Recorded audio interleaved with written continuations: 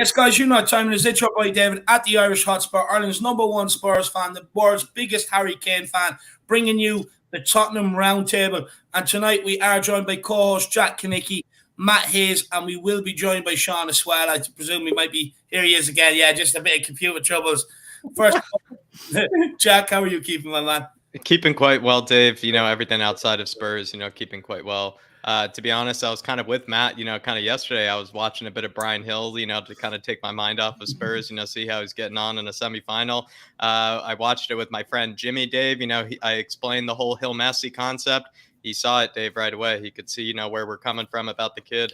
He looked absolutely dazzling against I believe, I'm already forgetting the club that he played, Athletic Bilbao.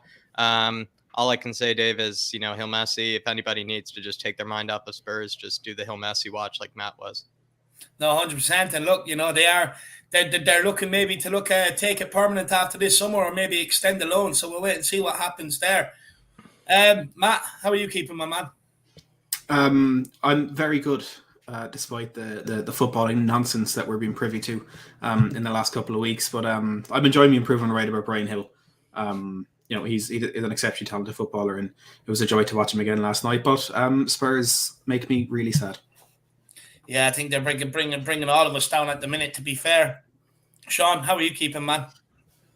I'm a solid 7, mate. I'm lukewarm with everything in life right now. Everything's just kind of So 7's good enough for me. I'll take that.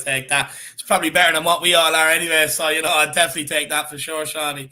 But look, let's see what Irish Hotspur Army are building with us today. We will be talking a bit about Harry Kane's future, how we improved since Jose Mourinho is gone, and a lot more really to cover as well. So we will get to it now in a minute. But George Hill says the short answer is no and the long answer is hell no. Oh, yeah, sorry. We'll actually be talking about, if you're in Conte's shoes, what do you think he can do different? Is there anything he can do different and stuff like that? So it should be interesting. George Hill says the short answer is no and the long-term answer is hell no. Our squad is a shadow of what it was under Poch, let alone Jose. Big up you lads. Looking forward to this banger. Big up Adam or George. I really appreciate the support, my man. Big up George. Legend. Adam McFarlane says ambition starts from the top. If the board don't show ambition, why should the players be bothered? No, look, I get that. I definitely get that for sure. Don't worry about the Borough game. We would have lost to Chelsea in the next round anyway. I've seen that, my man. I've seen that. Tottenham Tantrum Go says, ladies and gentlemen, live from Kildare, Ireland, he is the man who would give his all for Tottenham Hotspur. He is the boss, the main man, and it's not Matty Hayes, it's Dave McCoy, Irish Hotspur Harris. Come on, you Harris Army.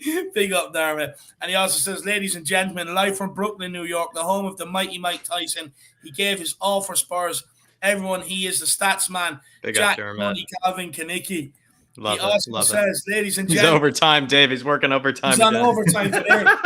All the transfer news. If he played for Spurs, he'd be your man in the middle to break down the team. Live from Ireland, the one and only Matt Hayes. Hugo Lloris Hayes, that's what I call him. Matt is the self-proclaimed goalkeeper. Yeah. And he also says, last but not least, he's the one who would get the goals for Spurs. He's live from London, England. He is the legend. That is the one and only Sean Archibald Butler.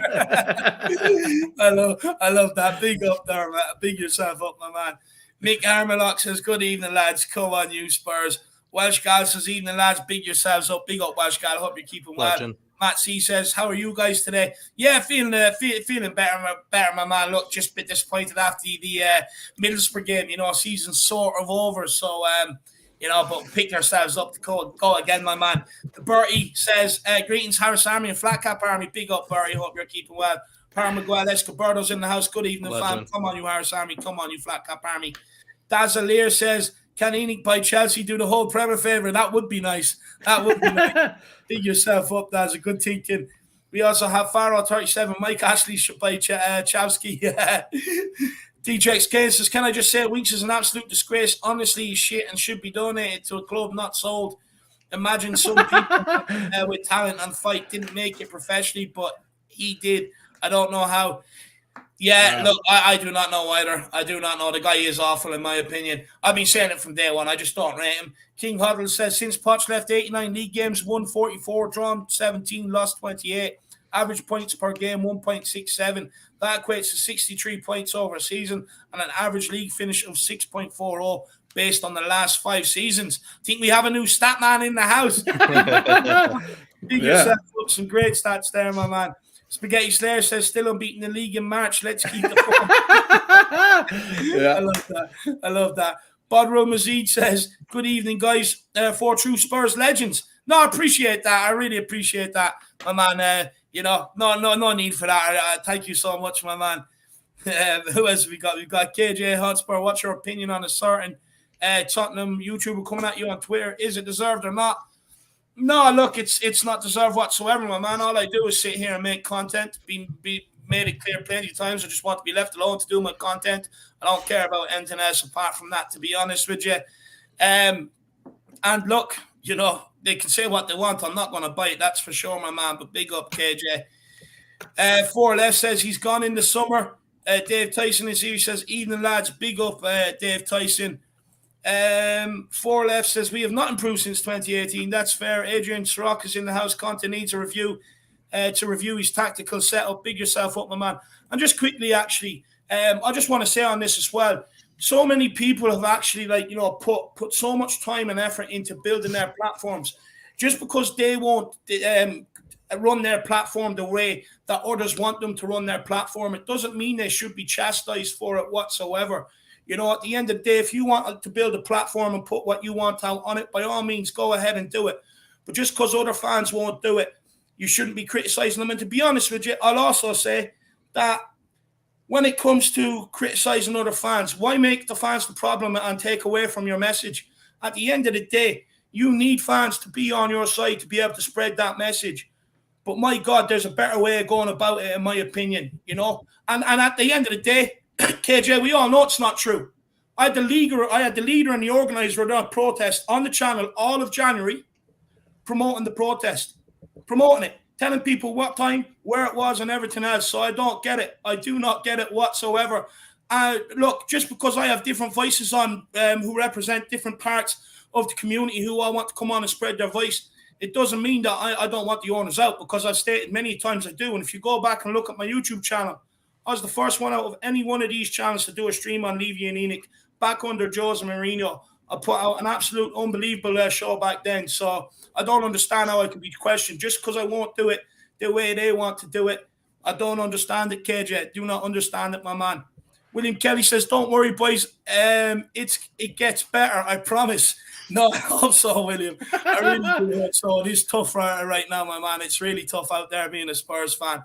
Well, that's because according to that lady that's gotten everything right so far, I think that's what he's also basing it off of. She says it gets better. She says also he's in Australia, so I think it's like Friday where he is. So I think maybe he's just telling us the future before it happens. Yeah, fair play. Fair play. I love it. I love it. David Clark, I think he's been watching the flatcapeurotalk. He wants a bit of global at right wing back. He's a good player, my man. He is a good player, David Clark. We also have Carterman Farming Senior. Let's play our new and the best. Pick yourself up. Faro 27 says, could Dybala finally be Spurs bound? He's out of contract in June. I'm not too sure, my man. I don't know. Shamu Van Spurs is in the building. Big yourself up. Who else have we got? We've got William Kelly. He says, leave Harry Winks alone. He is playing his heart out. Yeah, look, at the end of the day, God loves a trier. That is sort of a motto I go by in life, that God does love a trier. But God is also honest. So, William, we have to be honest for ourselves here that, look, he may play his heart out. He may try. Look, God love him. He certainly plays the part. Camera zooms on him. He looks like he's in the middle of World War II and stuff like that. But, sometimes when it comes to sports where there's winning and losing involved, trying your best is just not good enough, William. Steve D says, sup, guys, big yourself up. We also have John Lindsay. He is joking. Carterman says, well said, David. I appreciate that, my man. Really appreciate that. KJ says, didn't want to come at you or anything, but as outsider, want to know what your stance is. No problem at all, my man. Big up, KJ. No problem at all. Well entitled to ask. Paul Markey says, nobody could improve this bag of donkeys we have. Look, I'm of the same opinion as you, to be honest with you, Paul. Look, until we get in more players in the summer, which, I've put my point on the January transfer window that you're never going to get it all done. You have to sit by and be patient and wait till the summer. And that's where I'm at as well. I think with this summer, it will tell us everything we need to know. They're in a position to be able to go and spend money. Will they do it? If they don't, well then, look, it's the same story. So we'll have to wait and see, Paul Markey. We'll have to wait and see, my man. William Kelly says Harry Kane does not have leadership qualities. Well, actually, that's a question I have for tomorrow's show with the collab we do with Tottenham on Tour. So I will speak about that tomorrow. A certain pundit I actually really like. I actually really do admire him. He's kind of pissed me off with his quotes. But I can also see where he's coming from. Like in a game against Middlesbrough, you are looking at someone like Harry Kane to maybe just take the game by the scruff neck, get on the ball, beat one or two players, have a shot, put it in top corner, stuff like that. So, but big up, William Kelly. Big up, my man. You're not tricking me today. Dan Davenport says, David, all of you here do a good job live streaming. I really appreciate that, my man. Welsh Gal says, damn straight, back up of it, David. No trolls allowed. Appreciate that. Mick says, all of you do a great job every show. Look, I really appreciate that, my man. Really appreciate that. Rhea says, sometimes players, especially from the academy, need to be in a different environment in order to thrive. Yeah, no, that is fair. That's fair. That's fair. Adam William Kale says, we need to replace all four across the middle, plus a centre-back and a striker, basically a massive reconstruction. Come on, you Spurs. The rebuild is a big one. And, I said this back in January, we need to really sit down and get to grips with how big it is. It's all well and good screaming for players, but with the sheer amount we need, it is always going to be a couple of windows, a slow process to be able to rebuild this squad. We also have to understand that as well, as fans. Paddy Harnett says the said person is nothing short of look, I'm not getting into it anymore. Paddy. Not whatsoever. David says everything goes back to a lack of investment in the squad. Potter's backups are all starters now. Big up, guys. Absolutely spot on. Pingu says we can't really expect him to be better than Jose yet, to be honest. He had come in mid-season. I'm not expecting him to be better than Jose whatsoever. I'm just kind of, where we're at as a squad, as a team. Is it any better now than what it was under Jose? Is I think what I'm trying to get at. Potter Mac says, big up, everyone. Big up, Potter Mac. I really do appreciate the support. But look, Jack, we'll hand it over to you, my man. We'll get going. Everybody, make sure you smash that like button. Make sure you smash that subscribe button if you are new, guys. And everyone, feel free to get your super chats in and help support the channel. But look, Jack, take it away, my man. Yeah, I figured we'd start on something a bit kind of topical, guys. Kind of just about the Premier League in general. Of course, the Super League kind of rumors have come out, so I figured we'd spend one sort of question on it. But if you have maybe kind of taken a bit of research or kind of looked at it, supposedly, despite the more recent rumors of the European Super League, it feels like the Premier League has already kind of come out publicly and said that they will probably refuse all sort of proposals for the Premier League by Agnelli. I believe the president of Juventus is trying to fly over to London, but supposedly they're really not going to entertain any sort of offer. So really the question is, with, these, clubs, spearheading the new Super League and doing it during this sort of time, Matt, why do you think the Premier League this time around is maybe refusing, the Super League? Like, why is it that this time they're just outright, publicly saying they don't want to do it? To be honest, I don't really know. I'd more question why they said yes to it in the first place. The first time around, yeah, and I think with Tottenham and with Daniel Levy, we know from what Paul Barber said, the Brighton chief executive. He said when this all happened the first time, he spoke to Daniel Levy, and Levy was absolutely shocked by the response from the fans and the disappointment and the frustration and the anger that we had towards that, which in one sense shows just how far away from reality Daniel Levy is actually living. But I assume there would have been a similar feeling around all the clubs, and I think it was a big embarrassment for them, and it was a humiliation almost when they had fans protesting outside their training ground. You saw the Chelsea team bus struggle to get in for a game. You saw a Manchester United game actually postponed because the fans that managed to get into the ground protesting, all that stuff. Right.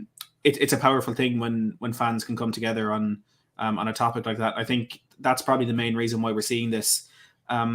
It's interesting with this whole thing now. Looking at the new format for the UEFA Champions League, which is in terms of the actual structure of the competition itself and the more games and the kind of league format rather than a couple of group stage and a knockout. those two ideas are very similar. And for me, the reality of the situation is we're going to end up with something like that. As much as fans don't want it, it feels like almost how that biennial World Cup felt at some point, that we're going to end up going down that road. But I think what needs to happen, absolutely. But I think what needs to happen now is we need to decide who's going to benefit from this. And it's possible the Premier League clubs are looking at this, and Barcelona have had all their problems. They've apparently now, if you're to believe Joan Laporta, have all that solved. They're bringing in Ferran Torres. They brought in other players who I forget because I don't really care about them. You're looking at Real Madrid now, apparently have deals wrapped up for Kylian Mbappe and Erling Haaland for the summer. They're looking to get Aurelio Tchouameni as well. And you're looking at these teams who for so long were absolute superpowers of European football. And even up in the last decade, Real Madrid won the Champions League 4 or 5 times. They, as the one spearheading this one, are going to make so much off of this. But with UEFA now coming out with their new structure of the Champions League, again, which is very similar, it's more advantageous to the Premier League teams if they do want a competition of this structure, of this stature, and the way this is going. It makes more sense for Premier League teams that UEFA make the money off that. I saw a ridiculous stat that with this new Champions League format, the TV rights money, 51% of that will go to UEFA, whereas then 49% will be spread out among the teams in the competition. So there's no hiding the fact that UEFA will make a lot of money out of this new Champions League structure. And it's not a hidden fact that they're making a lot of money out of the Champions League as it is. So I think, right now. And look, I mean, fair play. They've made an incredible competition. It's the best competition in the world. They might as well make something off it. But I think the Premier League clubs are, in an ironic way, maybe trying to level the playing field for themselves, as much as they were happy to be that team in that huge competition, and forgetting about the minnows, forgetting about the non-league teams, forgetting about the EFL and all the teams that were trying to make their way up and break into that European elite.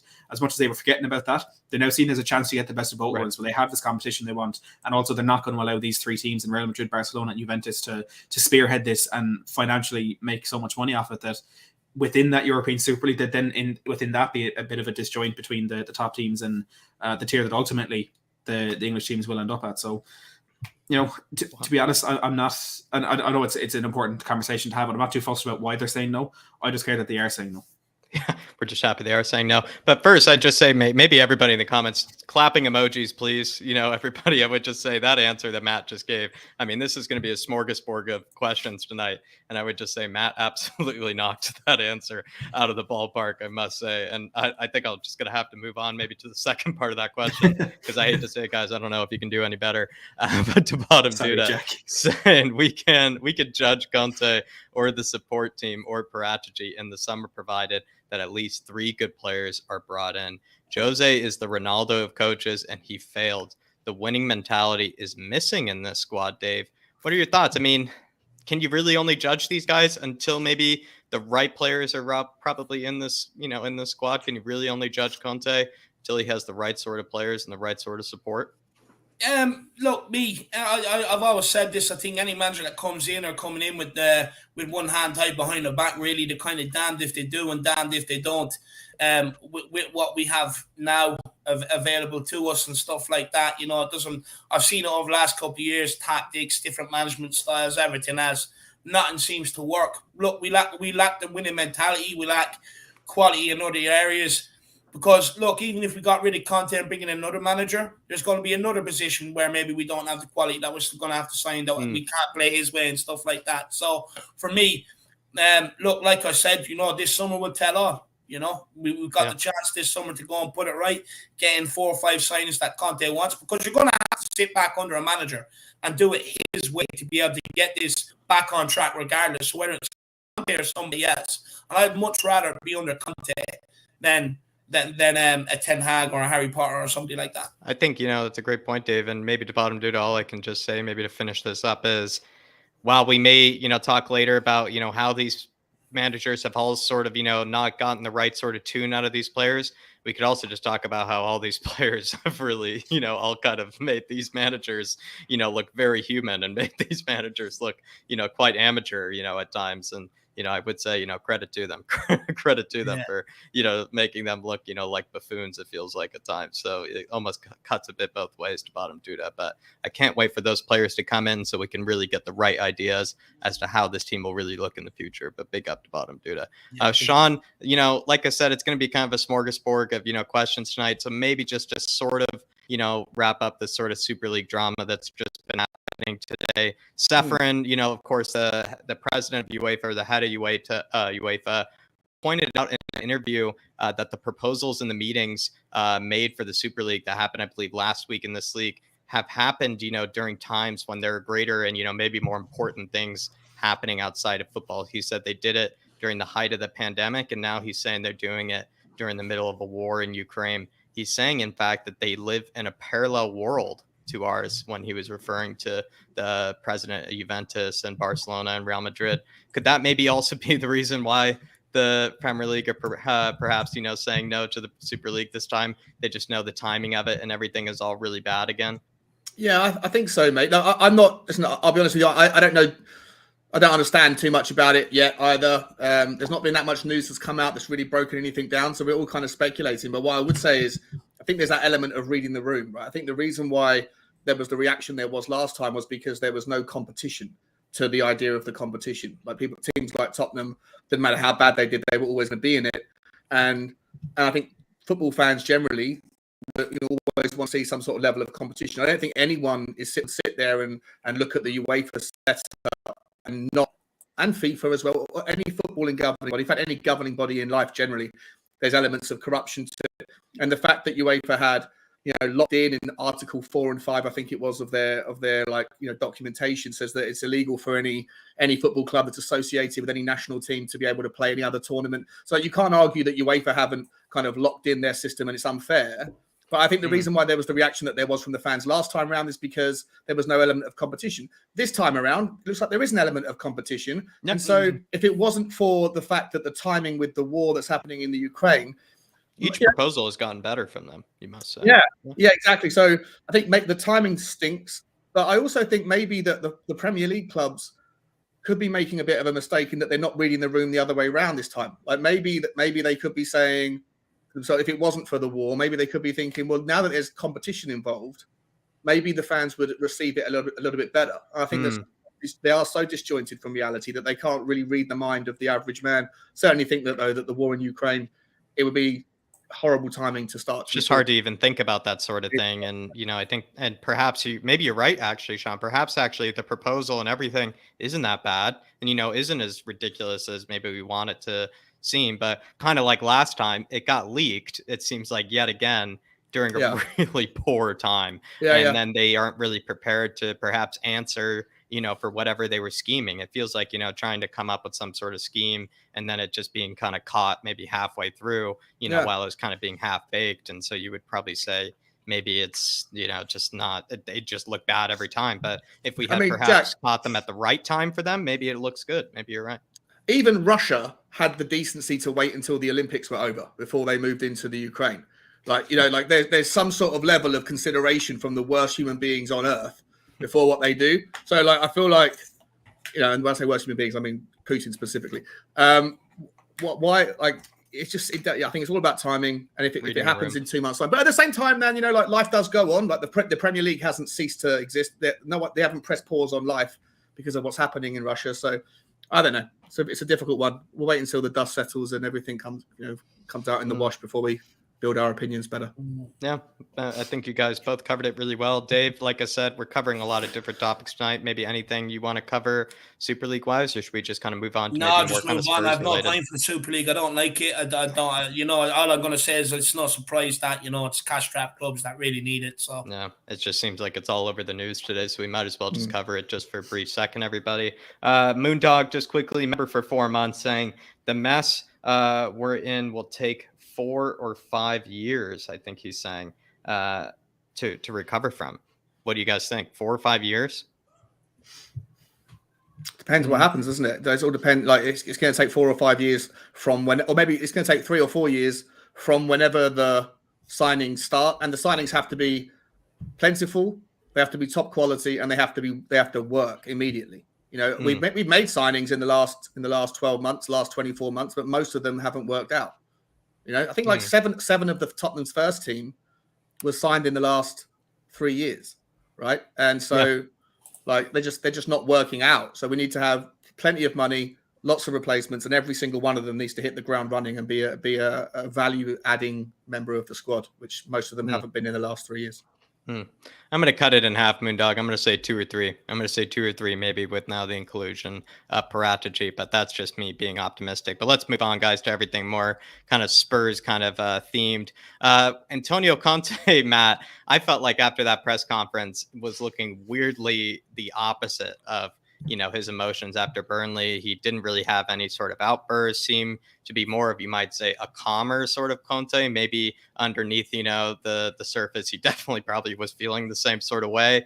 But there has been a report from Football London recently suggesting that there are a lot of people within the club that think that with this younger squad in mind, maybe they need a bit of a more kind of arm around the shoulder, compassionate, kind sort of manager, kind of best friend kind of manager instead of an Antonio Conte. I mean, what are your thoughts on that? Do you think that could be true?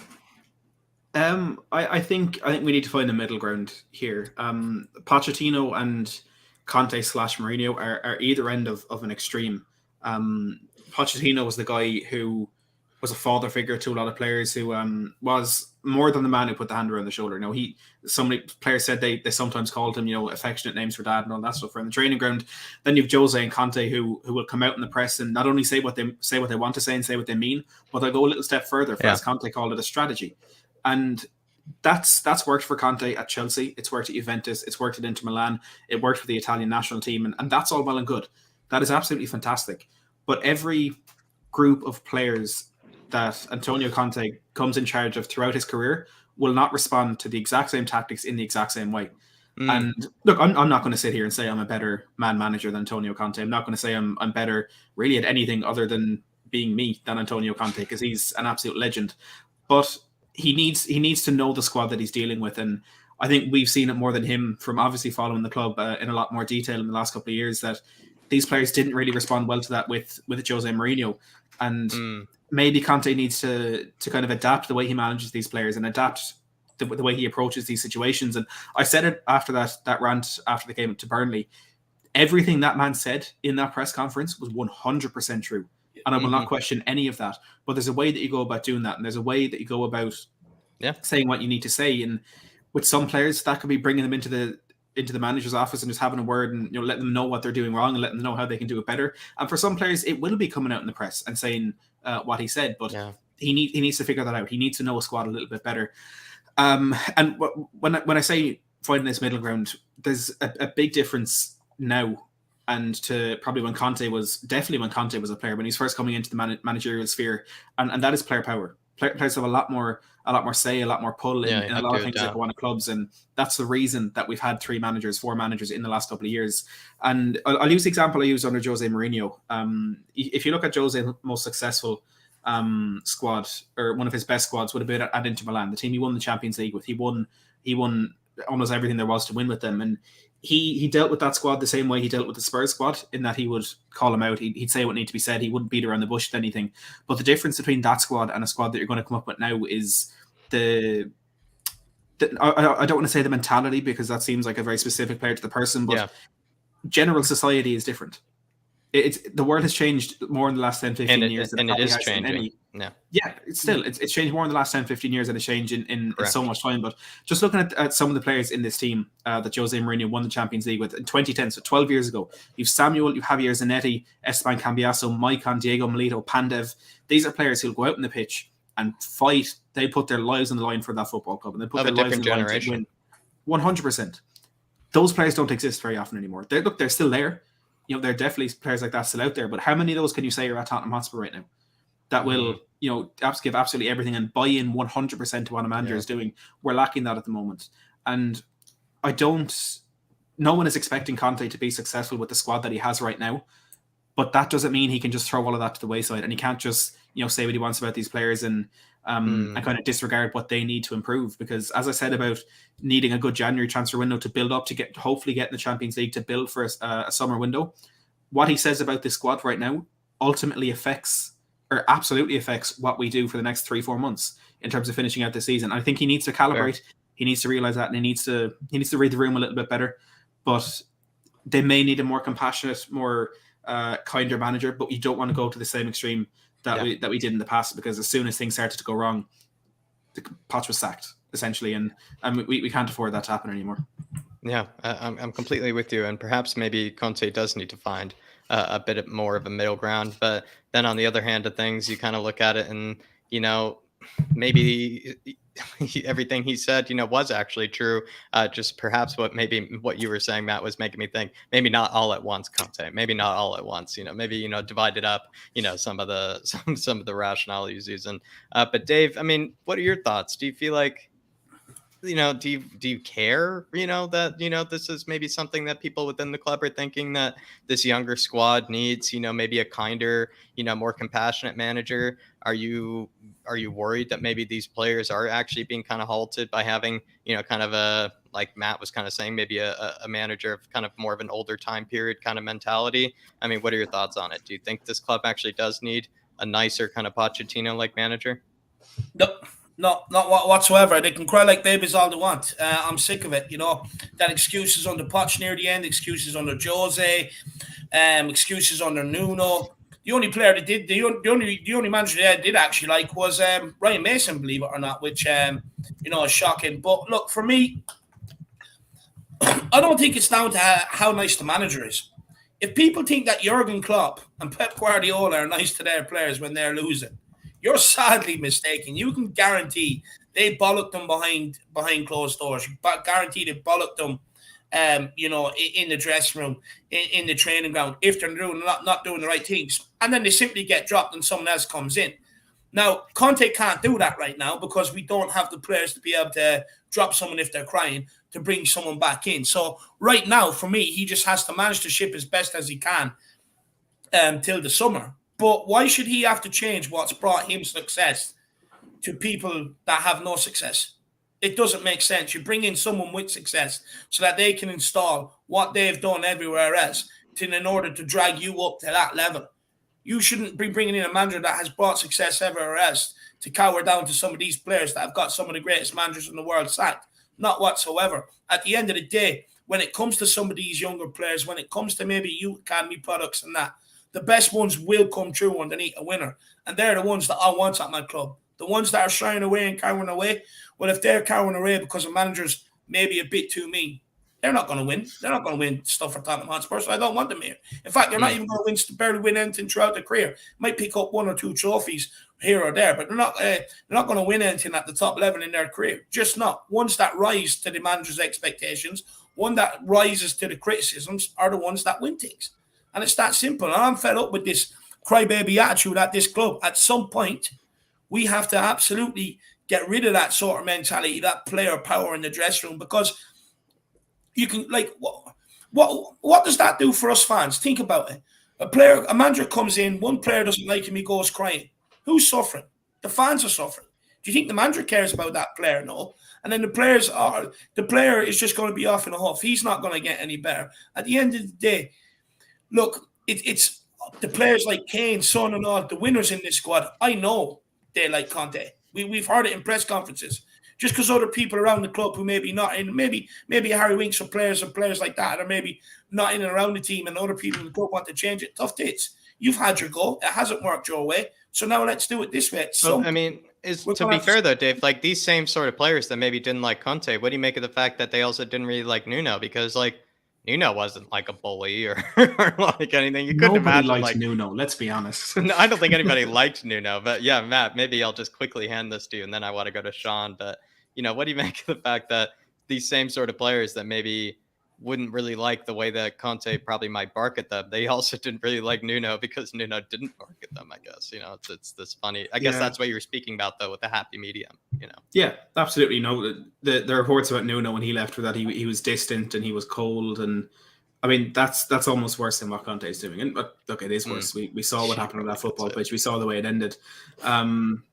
But look, again, Conte obviously knows more than me. He knows more than all of us, and I think I can't speak for all of us when I say we trusted him to deal with this situation as best he can.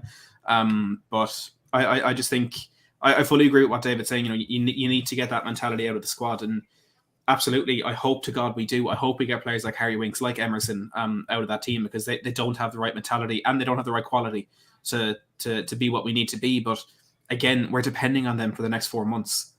Like while you have them, even if it's for selfish reasons, you need to nurture them and you need to get the best out of them on the football pitch. And maybe with the players they're bringing in, with the Christian Romeros, with the Bentancurs, with the Kulusevskis, maybe they're being brought in because they have that mentality to deal with that stuff. Yeah. If they have a bad game, if Conte tells Sky Sports that he thinks Romero, should be rated 32 on FIFA or whatever he wants to say, maybe those players can deal with that. But with the players that can't, I think you need to calibrate personally. But look, who knows? Maybe he should take more of a two-faced approach for at least the next 4 months, like you said, at least for the next 4 months, so that maybe some of these players can be under the illusion that perhaps he is actually having some faith in them. But Sean, what are your thoughts? Reports within the club that some people think with this younger squad, maybe a nicer, sort of more compassionate manager is needed. Do you think that is actually the case? Perhaps, Antonio Conte's kind of, people skills are maybe not the best suited for the squad.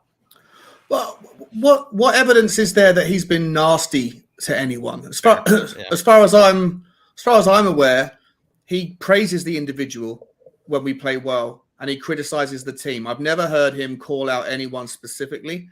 He does actually say he doesn't like to speak specifically about players. And it's the right. I think that's a really smart way to handle. That's the only thing I like about his press management. So, when it comes to should he be a nicer guy? I think he needs to be. Like I said before, I can't stand. I don't understand his press management, right? The way he changes his opinion, and then when there's a bad reaction to it, he backtracks, and then when he says something else, and everyone's like, "Wait a minute! Yesterday you said this, today you're saying that," and then he clarifies or justifies it by saying it was a wake up call or a saber rattling. There's saber rattling, but there's all that. It didn't make any sense to be a saber rattle. There's like a call to arms, which you can say one way of doing it, but what he said was just confusing. And I think that football players, listen, I completely agree with Dave. I think that the players have shown over the past 3, 4, 5 years that they are not of a level, both technically, some of them, and also generally as a team, there's no cohesiveness. I don't know what's missing. It's the the $64,000 question. Why can't they play? If they can't fight individually, why can't they fight for each other? And it's too much reliance on one or two players. But I'm probably going to get chewed out for this in the comments, but I generally haven't been impressed by Conte thus far. Certainly wasn't impressed by Nuno. I liked Mourinho for a little while. Obviously, it all went tits up in the second half of the season. I'm not asking for him to be fired. I don't want him to leave.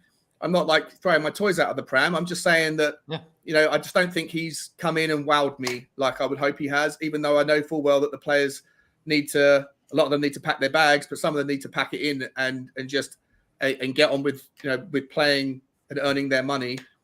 No. But I don't think it's about him being nice or nasty, because maybe he is behind the scenes. Maybe on the training ground he's nasty, and maybe he should be nice. But we don't know that. We don't see any of that. All I ever see is him saying when someone plays well, he was phenomenal. When someone plays badly, the team weren't good enough. So I don't see any nastiness myself. Yeah, I think you're probably right. There is actually really nothing coming out that really actually says that Antonio Conte's attacked any players or like anything. And even when interviewed, he actually, when questioned about individual players, has often said in those interviews, I prefer not to speak about specific players or individual players. And could be onto something there, Sean. David is celebrating 6 months, saying, big up, lads. Let's stick together and back Conte. Big up, David. Absolute legend from California. And then the bottom Duda saying Christensen, Barella, Bastoni, Hakimi, Lautaro, Pogba. During his Juve days, they all went through the wall for Conte. He'd rather get sacked or walk than try to be something else he's not. You think this connects to this kind of, we're going to get into this later. So the bottom Duda is almost making a great transition, to a degree here, Dave. But this is kind of my reservations about maybe Conte switching to like a back four or, switching to a system that maybe he isn't familiar with, because it's like he's proven that he's successful with his sort of philosophy, with his sort of system. So why does he then need to adapt? It kind of feels like maybe we just didn't hire the right manager then. Well, maybe here's the question though, Jack. We hired him for what he does, for his system. We hired him for everything he does. Why should he change now all of a sudden when that's why we hired him?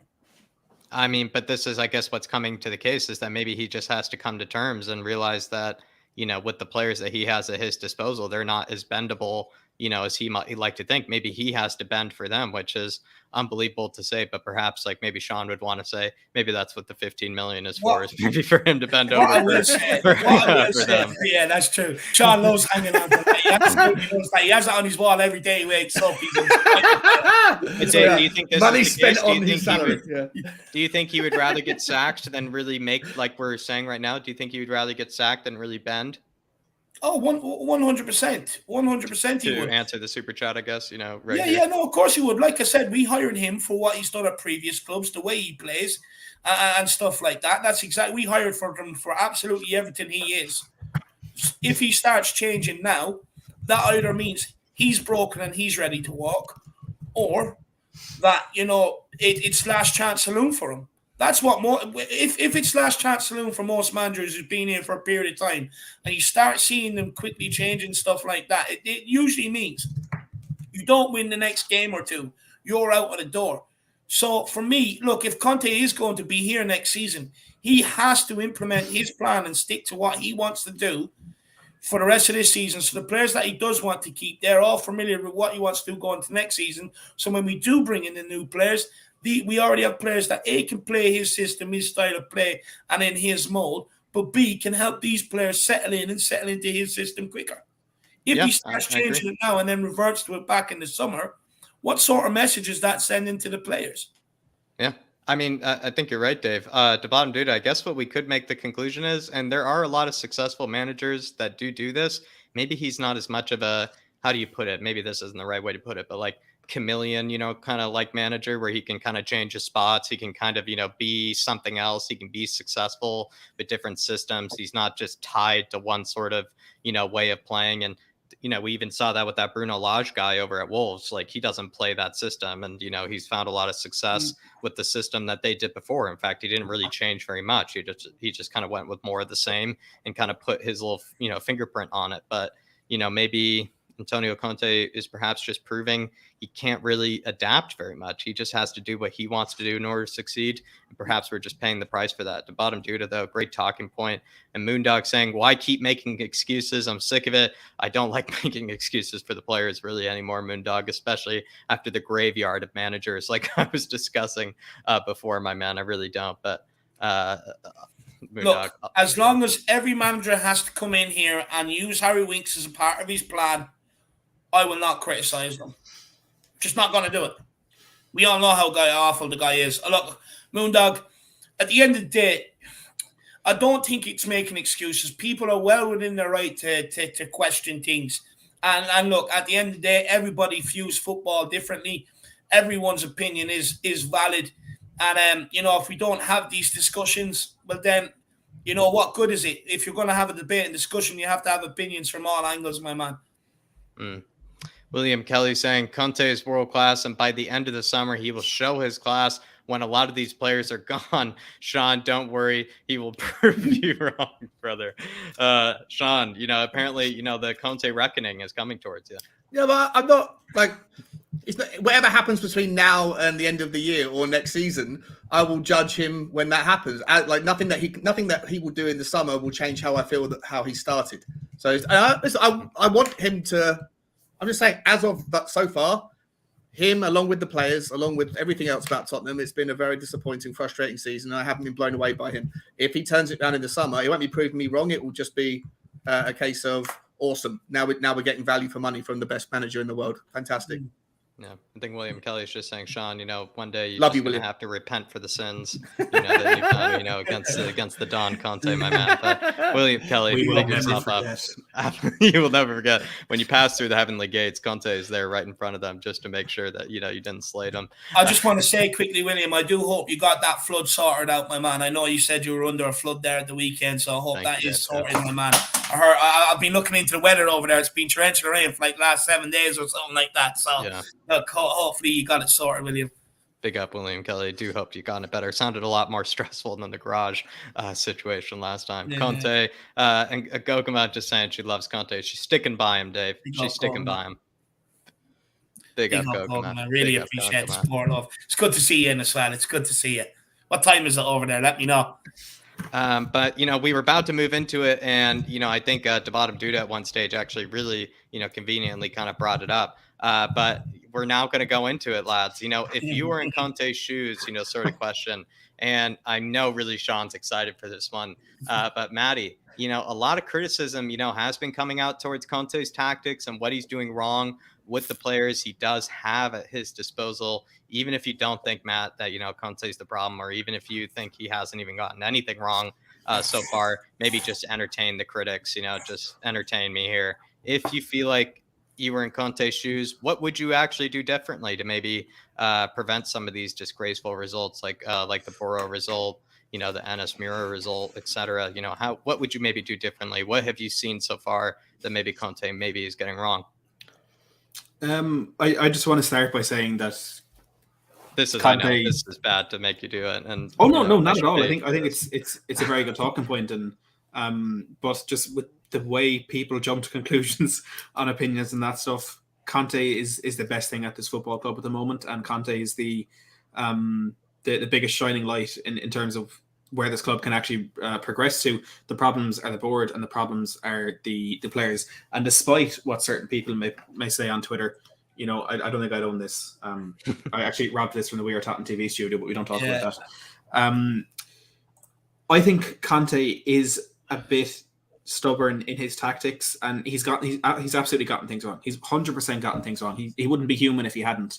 It was put there in the live chat as soon as that question came up. Mark Cousins said 3-5-2. And I think 3-5-2 is the way we need to go. We played 3-5-2 against Liverpool. We played 3-5-2 against Leicester. Outside of that Manchester City game, they're the two best performances we've had since Antonio Conte has come into the club. And we got that point against Liverpool, a team who typically beat us by 3 or 4 goals. And I know it took 2 last gasp goals by Bergwijn to beat Leicester, but that was an incredible performance, and we could have had 3, 4, 5 goals but before it got to that point. I was starting to think that maybe it was going to be a 3-4-3 against the smaller teams and switch into that 3-5-2 against the bigger teams to get a bit more resilience in the middle of the park. But at the moment, with Skip and Rodrigo Bentancur out, we need more resilience in that midfield. What Skip offers us does the work of 2 players when one of your midfielders is Harry Winks. And we know that Winks doesn't work in the midfield too. He needs to be in a midfield 3. I'd say the same about Højbjerg. As fantastic as he was last season, he has regressed this season, maybe a bit better form in the last couple of weeks, last month or so. But we need an extra man in the middle of the park. And I agree. Yes, to some extent, you may lose the dynamic influence that we have up top with Son Kulusevski and there, them floating about, and of course Harry Kane being Harry Kane. But why can't Kulusevski be that man in midfield? When we're defending, why can't we drop into a 5-4-1 or a 5-3-2, whatever you want it to be, and have a bit more structure in there? Because I saw a tweet yesterday and I thought it was absolutely perfectly put.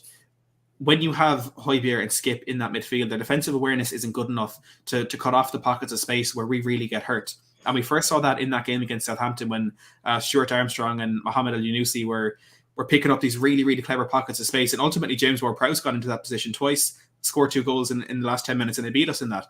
And we've continued to see that in all the games where Højbjerg and Winks is our midfield pivot. And there's a reason that why last night, I said this on the podcast we did yesterday, David, we saw that team sheet. Yeah. We saw Romero, we saw Lloris, Kane, Son, Kulusevski, this incredible starting 11. But the only thing we could focus on was that midfield too. And we were concerned playing a team 8th in the championship because of that midfield too.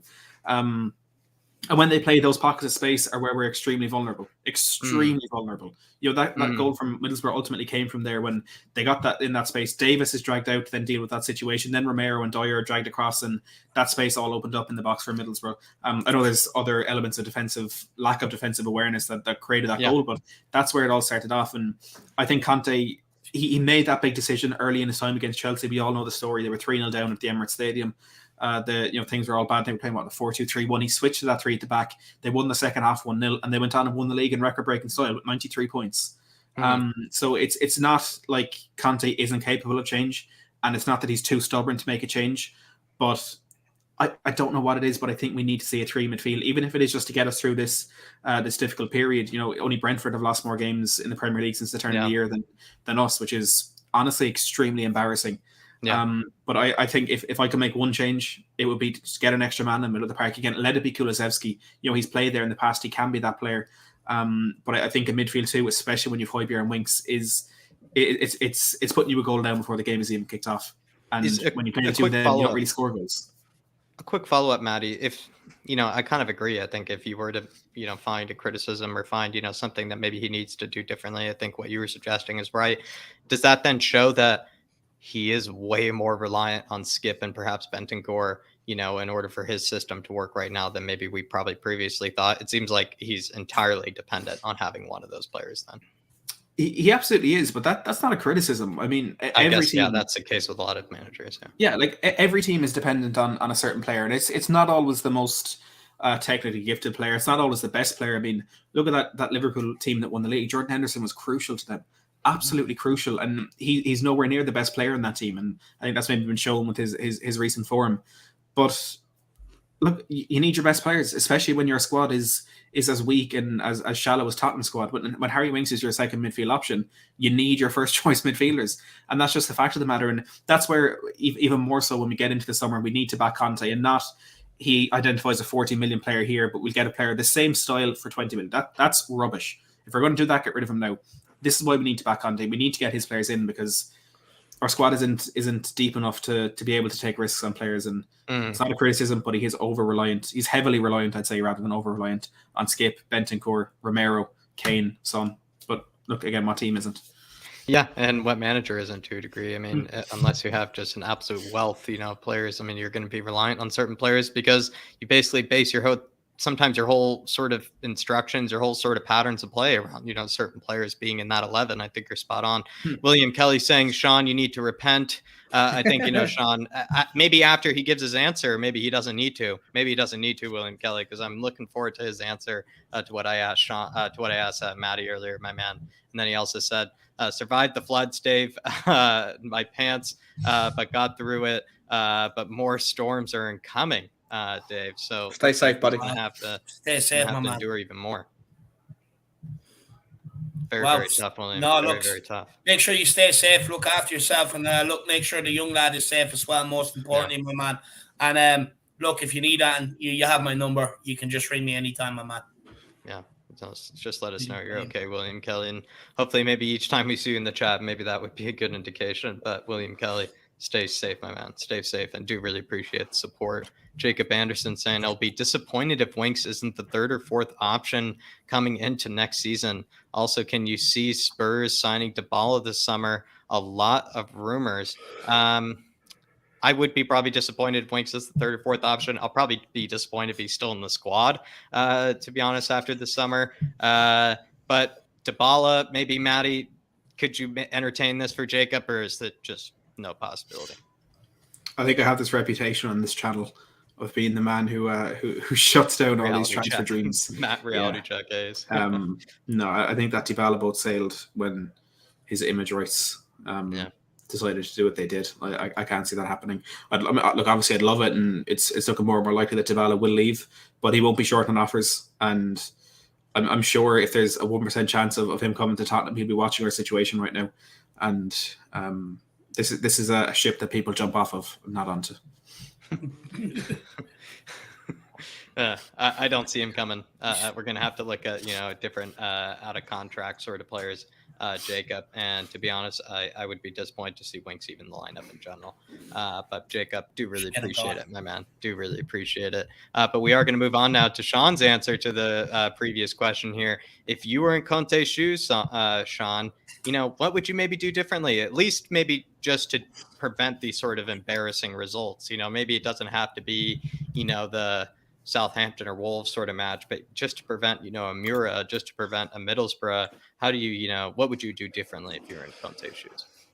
It's really difficult. So first and foremost, right? You don't even have to be right, just speculate, maybe. Yeah. No, so I feel like there's three things that we have to remember. One of them is that we all knew at the end of January that without our squad being threadbare, injuries, like always, determine how teams run in the end of their season. And it just sucks that we took two major injuries to the weakest department in our squad by numbers and by quality to two of the most important players in that area of the team. Literally the second that the window finished, with Skippy going out and then Bentancur against Burnley. So that's just taken a massive hit. If that didn't happen, if that hadn't have happened, I don't know if buts and maybes, but I don't think we would be in the same position as we are now. So the first thing that I would do differently if I was Conte is I'd go and, for the rest of the season, I'd go and bung some money towards the physio department and ask them to do whatever you can to give the guys a green light to play in, as quickly as we can, because I don't think anything's going to change whilst we have Harry Winks and Højbjerg. I think that's just, injuries are a massive slice of what's happened in the last sort of month or 6 weeks, right? It's just it's been a crucial thing, and it hasn't happened to other teams the same way it happens to us. So that's a massive factor that we can't ignore. The other thing is, I think there is definitely something wrong. Obviously, we've spoken about it with the mentality or the team spirit, whatever it is. And I don't know if Conte's I don't know if he's a personable guy with individuals, but are they having heart-to-hearts? Are they having like one-on-one? Or go on like a fucking survival camp weekend or something, right? And when they've all got to like do a team go to a water building park, or you know what I mean? Making it sound like the Scouts, Sean. No, I know, but something where they like have to rely on each other to get through. Build one of those fucking rafts and make pasta by hand. Make pasta, from scratch, together. Yeah, do something other than allowing these guys just to go home after training and play FIFA. Do something as a team. Go bowling, whatever. Do something where you're going to build camaraderie and build a team spirit, because I think that there's something definitely lacking in, like I said earlier, if the players. He's actually the man to do that, though, Sean. Like, there was that video even when he was at Inter, where at one stage they had that like boxing tournament or whatever it was, and he and Lukaku were like facing each other in the final. It was really funny. Something like that, right? Where there's a team spirit. Go and build rafts with empty oil cans and some bits of string and some logs of wood. And like I say, and then the other thing I think you could do if the injuries are still, are going to be there for the next couple of weeks, I think you have to have a little bit of faith to try something new. Try one of the youngsters. We were talking about going to the 3-5-2. I definitely think that's the solution. Personally, I think it's if you put like a Kulusevski in, or even if you were to ask Harry Kane to do it like he has been. If you look at the heat maps of Harry Kane over the last 2 or 3 weeks, he's he's basically been like the deepest part of the red has been in the midfield. He's kind of been playing as a midfielder, but we don't have anyone in there. Kulusevski and Kane can't provide the defensive cover. They can't provide that intelligence as a defensive midfielder. So I don't know if they're the answer, because otherwise we're just really kind of playing a 3-4-1-2 or a 3-4-2-1 or whatever. So I think that maybe the other option is just what harm can it do to send the message, Harry Winks, you were that bad against Middlesbrough, bro, that bad that you have to be dropped and you have to bring in whoever it is, Harvey White, somebody else, right? Give the kid a go, because there's all these kids that are sitting there going, Tottenham are this bad and I still can't get a game. When am I going to get my chance? And I think that it can't get much worse. And if Conte doesn't, at least give someone a crack. Dane Scarlett got 30 seconds against Middlesbrough or whatever it was, right? I think that you've got to give one of these guys a chance. Let them sink or swim. When Skip got his chance, he swam. When Harry Kane got his chance back in the day, when we had whoever it was that was keeping him out of the team, he took his chance straight away. You don't know. Maybe Harvey White's the sort of guy that's going to go, fucking give me, I can't wait. I'm chomping at the bit. Give me the chance. And he goes and puts in a crunching tackle, does a pass, builds confidence. And then something like that can kickstart. You never know where a catalyst can come from. So they're the 3 things I'd do. 1 is speak to the medical team, do whatever they can do to get the guys out. 2 is for us, like maybe, drop our expectations and remember injuries have played a massive part. 3 is go on a team building day, or many of them. And 4 is give the youngsters a chance.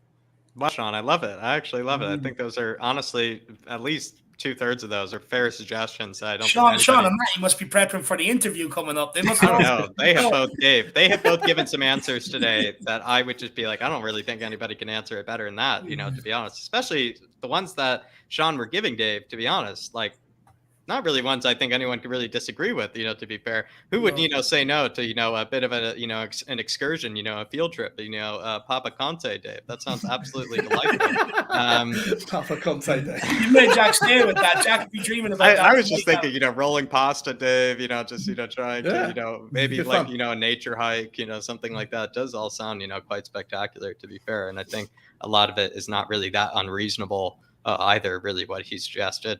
But William Kelly saying, if you see on the news a big dick baddie floating down the flood water screaming, leave me out, it's me. In a big Carlo accent as well. I love it. Big up, Paddy. Or big up. Big up, William. Hopefully you can serve as a life wrap maybe for Luke, my man. Hopefully you can serve as the life wrap for Luke. Oh, that's hilarious. Go come out with the super sticker, Dave, and it's Who Let the Hounds Out. It's her favorite one, Dave. Who let the hounds out? Conte did. Conte did. Come on, big up, good man. Big yourself up. And everybody, make sure you smash that like button as well. Keep smashing it. And that subscribe button if you are new. Mm-hmm. And Dave, maybe same question to you. I mean, what is maybe, if you were to say, Dave, even if you feel like Conte hasn't gotten anything wrong, he hasn't even, tied his shoelaces, the wrong way, what do you feel like? If anything, you feel like you can make a suggestion that he'd do differently, what would it be? Oh, do you know, I've been thinking about this one all day, right? And I see what Matty's saying about switching to a 3 in midfield, but should we really have to switch to a 3 in midfield just to suit Harry Winks? I don't think so. Can we come out of a 3 out of the back? We can't afford to because we leak so much goals defensively. We've seen what 4 at the back was like under Jose and under Nuno. People were screaming for a 5 at the back. So we have to keep that. For me, look, I'll be honest with you. I actually don't think there is much more he can do differently in terms of, especially tactics-wise anyway.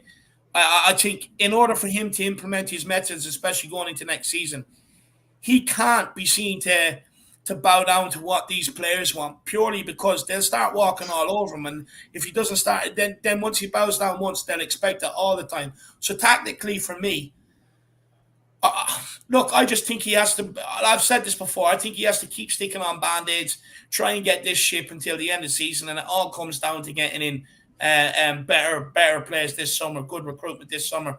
Look, maybe what he can do is maybe adjust his tactics for games. One thing I would suggest is for a team, for playing against the likes of a Burnley or a Middlesbrough, take that extra guy out from the back. Go with a 4 at the back. Put an extra body up pitch so you can press high, get that ball back and dominate the game. Maybe switch to a 4-2-3-1 like we did under Pochettino. It's my favorite formation ever. I think, look, it definitely suits Harry Kane. It definitely suits Sonny. It probably suits Kulusevski. But then outside of that, who else does it really suit? Might suit Højbjerg and Bentancur. Actually, probably would suit a lot of the players 4-2-3-1. But in terms of what Conte needs to do going forward, if he's going to be here after the summer, he can't afford to do that. Team building exercises, like Sean said, is absolutely crucial. Whether it's go-karting, like Sean was saying, honestly, a bit of healthy rivalry competition. Just get that competition going in a friendly way so that even when you step out onto the pitch, onto the training pitch, everything becomes a competition rather than, a smack on the arse, keep your head up, but it's bad control, that player will come out with a different mentality and he's like, no, I want to control that ball. I want to be top of the stats this week and stuff like that.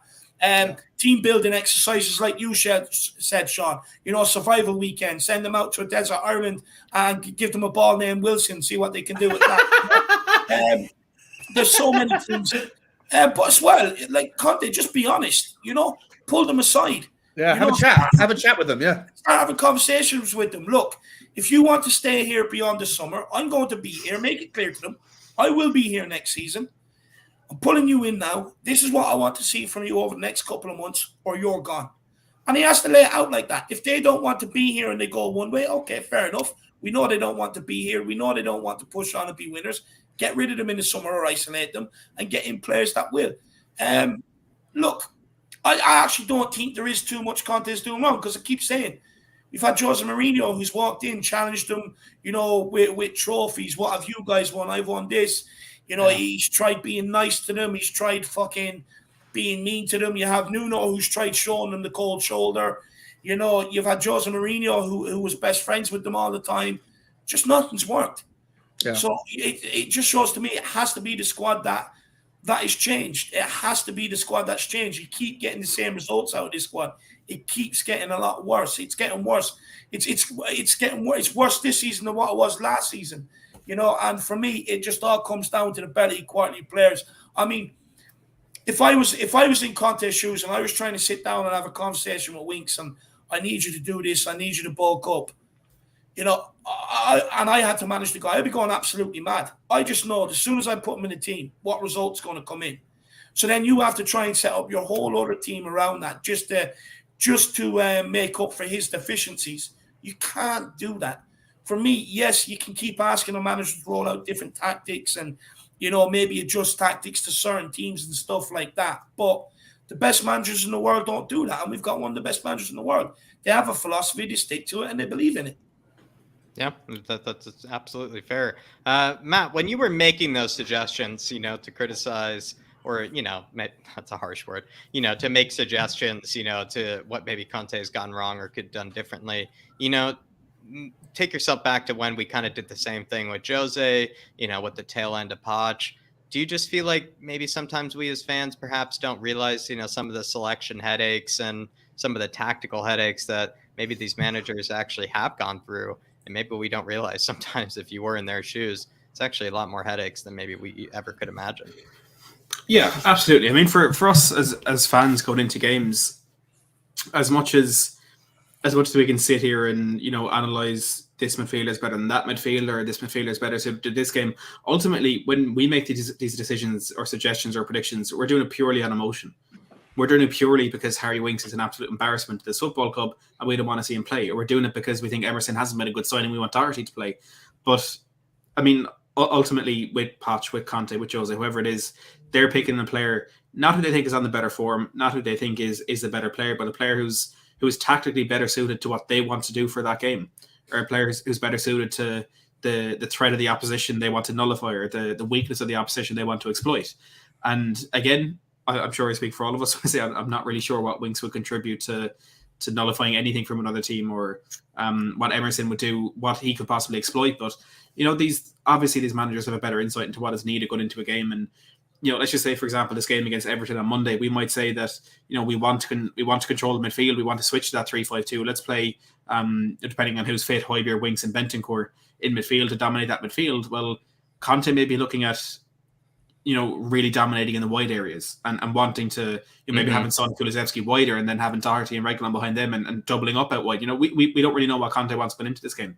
So, look, there's a lot more thought and obviously a lot more importance that goes into what he decides. So, I'm sure we don't understand it, but, we make our decisions on emotion, and really what is football without emotion. And I think you're beautifully put, Matt, and emotion as well. Sometimes I think we really do often forget the real power of hindsight, at certain stages. Yeah, the power absolutely. of hindsight is sometimes just so often, tossed out, the context. And I feel like, if Conte had the power of hindsight, I bet, he would never have lost a game in his entire career.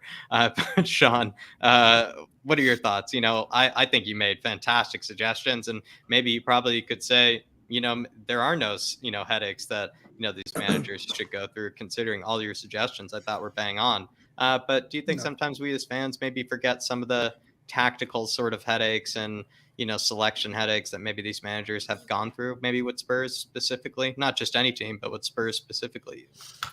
Yeah, I think, Dave said it a couple of times earlier, we've tried everything with other managers. We've tried every formation. We've tried every player, we tried different styles. And, at the moment, there is no system that suits the squad that we have perfectly. I think generally, maybe listen, in order, the things I said earlier about the ideas, like ultimately, he's in a really tough situation because we just don't have a good enough squad. We haven't got a deep enough squad. We've got injuries to key players, and we've got confidence which is fragile at best. And we've got a manager who's crying out for more. We can't do anything until the end of until the summer at least. So it's a very difficult, very, very difficult, concept to try and figure out solutions to how do we get out of this mud we're in. And you're right, Jack, to the point of selection headaches, formation headaches. At the end of the day, there is no formation that we can use with the players that are currently available that is going to make any of us feel comfortable, right? Whether we go from 3 at the back to a 5 at the back, or we're going to call it to a back 4, then we're leaky in the back. Even if you wanted to go 5 across the midfield, there's no one available currently who could fit in that spot anyway. That is a natural midfielder that can do the job we need. And so we're kind of already playing 5. Like when you've got Kane dropping deep, we already kind of play in that role. It's just it looks different on paper, but in the game, like I say, Harry Kane is more as a midfielder than he is a striker. Yeah. I don't know what the solution is, mate. I think everyone probably just maybe the peace of mind for us all is just to lower our expectations. Recognize that the squad that we have we're about par for the course for for the quality of the squad that's available. We are about 7th or 8th best team on paper. We're about where we should be. And if we do anything more than that in the end of the season, then we've overachieved and we should be happy. And then in the summer, it's over to Daniel Levy. And if Daniel Levy doesn't pull his checkbook out in a big way, and if Paratici doesn't identify the very perfect players for whatever system that Conte needs, then my gloves are off as well with Levy. But until then, we just got to sit tight.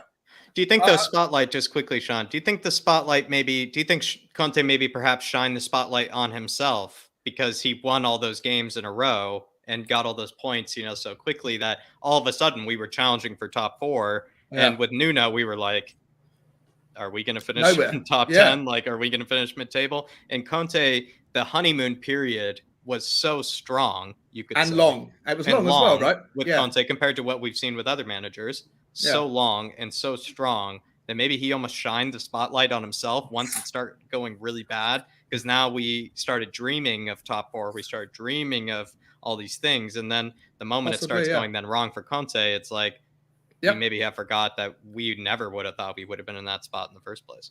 100%. When Nuno, well, first of all, when we got all the way through to the start of the season, and how long was it before we signed Nuno? It was a joke, right? We were a laughing stock then. I know we think we're a laughing stock now, but we're in better shape now than we were in the summer. And I think maybe we are a victim. Maybe Conte is a victim of his own successful start. His own honeymoon period. Yeah, maybe it's a good point, Jack. Yeah. But Dave, what do you think? Is this maybe something fans perhaps don't consider maybe enough? The fact that these managers have undergone, a lot of selection headaches, a lot of team, sort of tactical headaches. Do you try to fit Harry Winks into the system? How do you, get Højbjerg not so exposed? Is Emerson a footballer? How can you get the best out of him?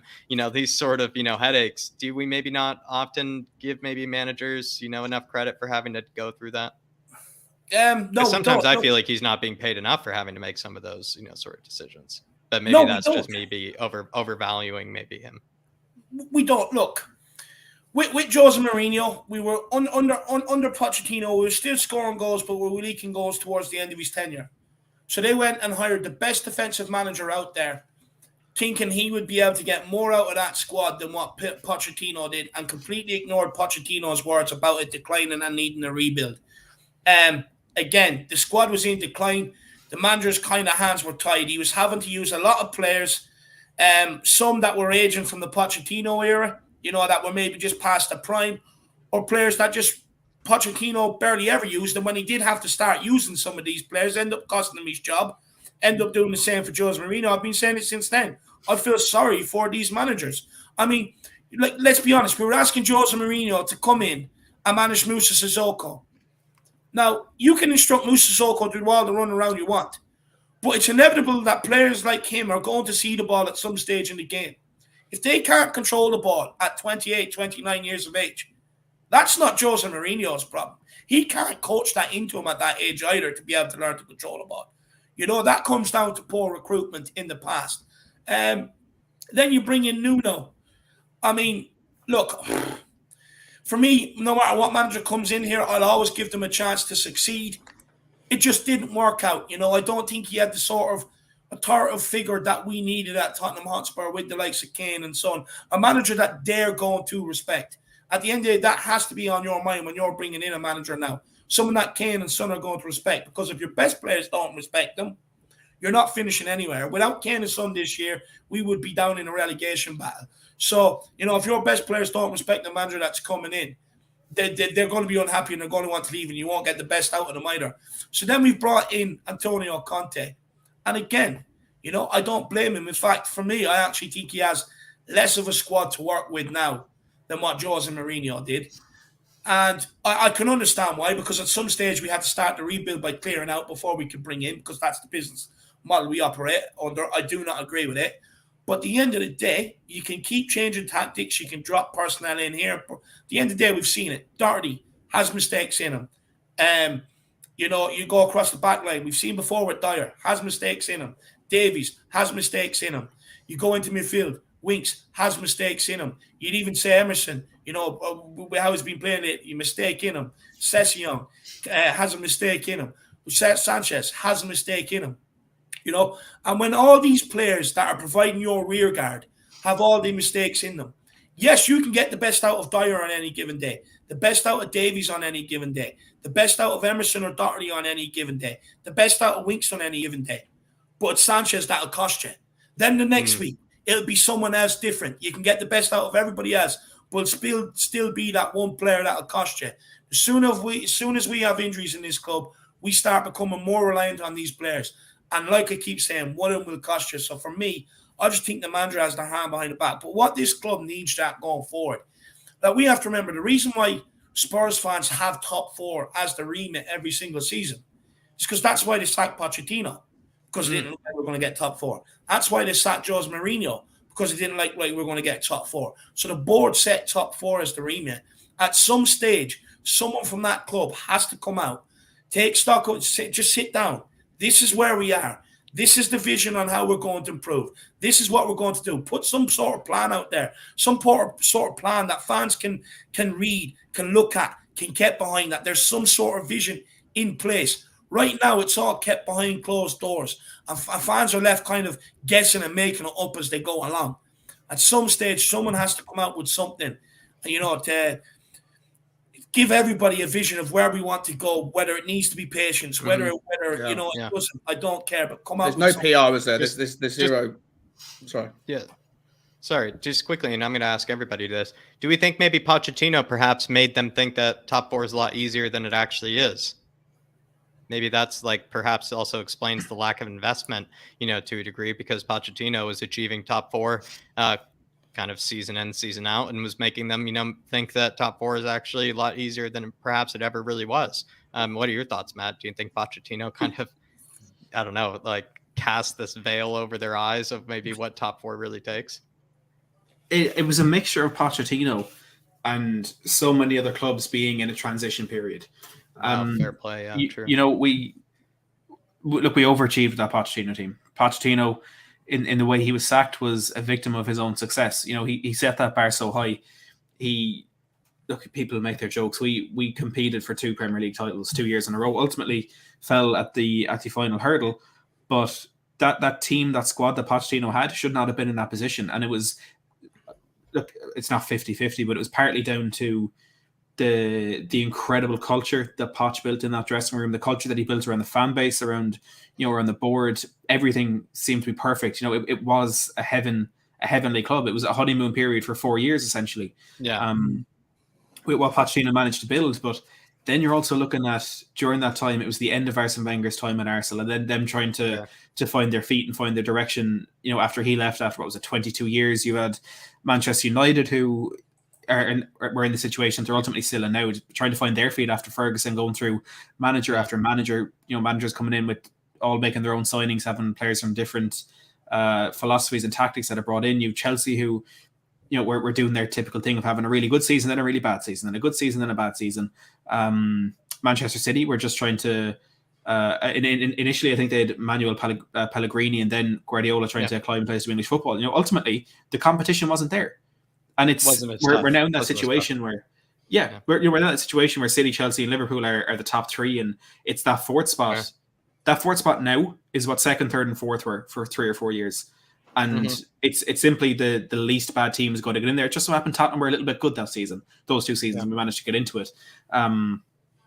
But this board still shouldn't be stupid enough to think that you don't need to invest to get top 4. We can talk about their failures and their misunderstandings in football and their lack of knowledge and all this and all that, but ultimately that's a futile conversation, and their ownership of the club is futile if they're not going to learn from their mistakes. Fair. And we got so close, so goddamn close under Pochettino to the pinnacle, to the holy grail, to winning a Premier League title, and then we didn't buy a player for 18 months. Where that will never fail to absolutely flabbergast me. Yeah. And Pochettino can say all he wants. It needs to be the right player. It needs to be this. It needs to be that. We need to freshen up that squad. Every team needs to do it. You need to freshen the squad. You need to get an extra bit of competition in that left back. You need to get a second striker to back Kane. And the club didn't learn from that the first time. They didn't learn from that the second time. If they don't learn from it now, what's the point? What is the point of them owning this football? How could they ever learn if they don't learn from it this time? Exactly. To be honest, how could they ever learn? Sean, I mean, just to that question, what do you think? Do you think Poch perhaps maybe made the owners, think that top 4 is a lot easier than it ever really was? Yeah, well, I definitely think. Yeah, I agree with Matt. Like, we definitely overachieved in those 2 years, and obviously the Champions League final, we set expectations, and it's more than reasonable for fans then to expect the same. But in terms of the rebuild, like I've always said this, and I know this is, it's probably, I don't really want to go into the Levy thing again, because especially when the atmosphere around Tottenham right now is so frustrated, it's going to be you might be called out if you don't, Sean. I'm a glutton for punishment this one tonight, but I feel like it's worth reminding everyone that when people say we haven't invested, we have. Like 7 or 8 out of the players that are in the first 2, or at least like 8 of the squad, 9 of the squad have been bought in the last 2 or 3 years, right? And when people say we haven't spent any money, we have. We spent a lot of money on. What was it? Hitchin 200 or 300 million or whatever. We spent a lot of money. We've just spent it in appallingly bad ways. Right? Everyone that we spent, all of our biggest ever signings are always just bad attitude and not talented enough. And so, like when you put that money in, like you then need to get it out or to get something back on it before you can go again. Like you were asking earlier, Dave, in the social thing, what should Brian Hill stay for another year? And I suggested to you in the WhatsApp group, I don't mind him staying over there for another year. If we can get Sevilla, whoever it is, to pay 10 million quid or 10 million euros as a loan fee, because he's good over there and he can deliver like what we're paying for Kulusevski right now. Like, let's chip away at that ridiculous overspend that we paid on him. We paid a net, like if you include what we spent on Eric Lamela, because Eric Lamela still had a couple of years on his contract, so he probably had like 8 million of value left in his feet. When you include that on top of the 25 million we paid for Hill, that's 33 million quid on a player that wasn't ready, not strong enough, not good enough. He might be great for Spain, but we don't know if he's going to be good enough for the Premier League. Like, let's chip away at that, because every single one of those expenses, Emerson Royale, 25 million. Like I say, Brian Hill, 33 million. Sanchez, 42. Lo Celso, 45, whatever it was. Ndombele, 65. All of that adds up. It's not an empty, bottomless pit of money. We do need to churn it back in. But when I just think, generally speaking, Pochettino definitely got the expectations too high. Then it happened at the same time as the stadium rebuild that had that additional 600 million in costs. Then we spent money that we didn't have on players that didn't work out. Like, yes, it's a shit show, and Daniel Levy is a nightmare of a chairman, and he should leave if he doesn't want to, back the team. But I still, at the same time, I think that, all of the things that happened, there was the overachievement, then the stadium spend, then the misspending on players. All of it has left us where we are, and that, who's responsible for that? Well, the players that are left, they should still be good enough to beat Burnley. They should still be good enough to beat Middlesbrough, and they're not, and they couldn't. Right? The manager, like, maybe he doesn't deserve as like all of any of the heat in some of people's eyes. I think he gets a little bit. Daniel Levy definitely gets a lot of it, but I also think people like not Paratici, Hitchin, the scouts, the coaching, it's a shit show across the board, and so the expectations are too high. But also the allocation of blame, I think, is a little bit too pinpointed, and it needs to be more diverse. I think that's really well broken down there, Sean. I think it really is. William Kelly saying, good man, Matty, spitting the truth. I think he certainly has been. I think he certainly has been spitting the truth tonight, William Kelly. But Dave, we could move on to, the question that is, the title, of, this evening's show. Or do you feel like maybe you have any sort of final remarks, maybe on that, like, kind of final question I was saying is maybe Pochettino perhaps just convinced the board that top 4 is a lot easier than actually it ever was? I wouldn't say Tottenham overachieved, but do hear me out. We have to remember, City were going through a rebuild, United going through a rebuild, Liverpool going through a rebuild. All these other teams that are now back up the top of the Premier League were all going through rebuilds. Even Chelsea at the time, all going through difficult periods. But what I will say is we had the best right back in the country, one of the best left backs in the country, the 2 best centre backs in the country, one of the best goalkeepers, if not the best goalkeeper in the country, best striker in the country, one of the best wingers in the country, one of the best playmakers in the country, 2 of the best centre midfielders in the country. Right throughout that team, we had some of the best players in the Premier League. You can't say that now. You cannot say that now. But back then we did under Pochettino. But what I do think has happened is that because all them other big clubs were going through stages and rebuilds, it rose our expectations and probably made our achievements look a lot better than what they really were. In hindsight, when you do look back at and them top teams are going through the stages they were going through, if we had that prime Poch team now, how would it stack up to the Premier League now? I believe we still finish inside top 4, to be honest with you. Do I think we're challenging for the league? No, probably not. I don't think we are. So for me, I do think our success, especially in the English game, came when a lot of them top teams were kind of all going through periods. You look at the Champions League one. Look, I think that was a result of the camaraderie and the team spirit we built up with all the luck. Well, you could say luck, but also the team spirit we had to keep going to the very end in some of them games to be able to get over the line. Like the group stage, salvage it, last game of the group. Got through Man City with a handball at the goal. Last minute against Ajax, there was a lot of luck involved in that group stage, or in that Champions League run. But for me, that was the result of the last 4 or 5 years that Pochettino had built up in terms of team spirit and stuff like that. But you can even see it crumbling underneath him, Jack. From that November onwards of that Champions League run to the end of the season, our Premier League form was absolutely abysmal. It was shocking. It was absolutely shocking. I remember us losing games at the weekend, going in and beating Champions League teams during the week. It was unbelievable. So the signs were already there. Yeah. That's why Pochettino came out at the end of the season, because he could already see it coming. We need to rebuild. It's going to be a long and painful one. I just have a feeling that the reason why we got rid of Poch and we got in Jose Mourinho is, like I said, because at the end of Poch's era, we were conceding goals at the back. We were leaking goals, which was unusual for us. But we were still scoring goals. So they brought in the best defensive manager, thinking he could do better with what we had, rather than acknowledging that what we had was on the decline. And they wanted to go against all the results that were happening from the November of that season towards the end of the Premier League season, some of the results that we were enduring. And look, they've kind of ignored it till this day. Look, well, not ignored it to this day, because to be fair to them, I think we underwatched Steve Hitchen spent upwards of about 300 million. You know what I mean? It's just like, I think if he had spent even half of that better, we'd be in a different position.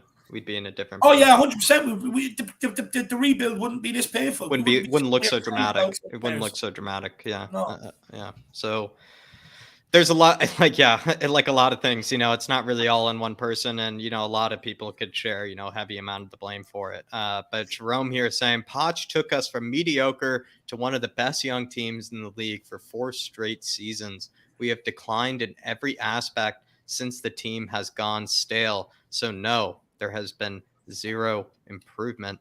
Do you kind of feel the same way here, Maddie? Do you just feel like, Poch did kind of make us, dream, he kind of just made us the best we could possibly be. And, ever since then, we've just failed in every way to try to sustain that sort of level. I know you've answered this probably a million times in your life, but, maybe find a different one, maybe find a different answer to it this time. No, it's absolutely true. Poch worked miracles at Spurs. We just need to keep saying out loud, just to remind ourselves. Yeah, I'd say it's a similar situation to what happened at Leicester, but obviously on a much lesser extent, because I saw a tweet earlier. I think it's been going around a lot that people are now saying if Harry Kane had made his move to Leicester permanent, he would have won 3 trophies by now in a Premier League, Community Shield, and FA Cup.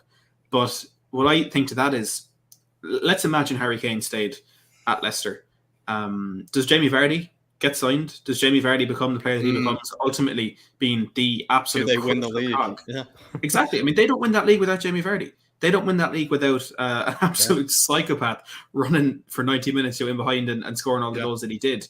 And from that, kind of what I'm getting at is there were so many things, you talk about this butterfly effect, so many things that went absolutely perfectly for Leicester, whether they knew it or not, that led to them winning that league.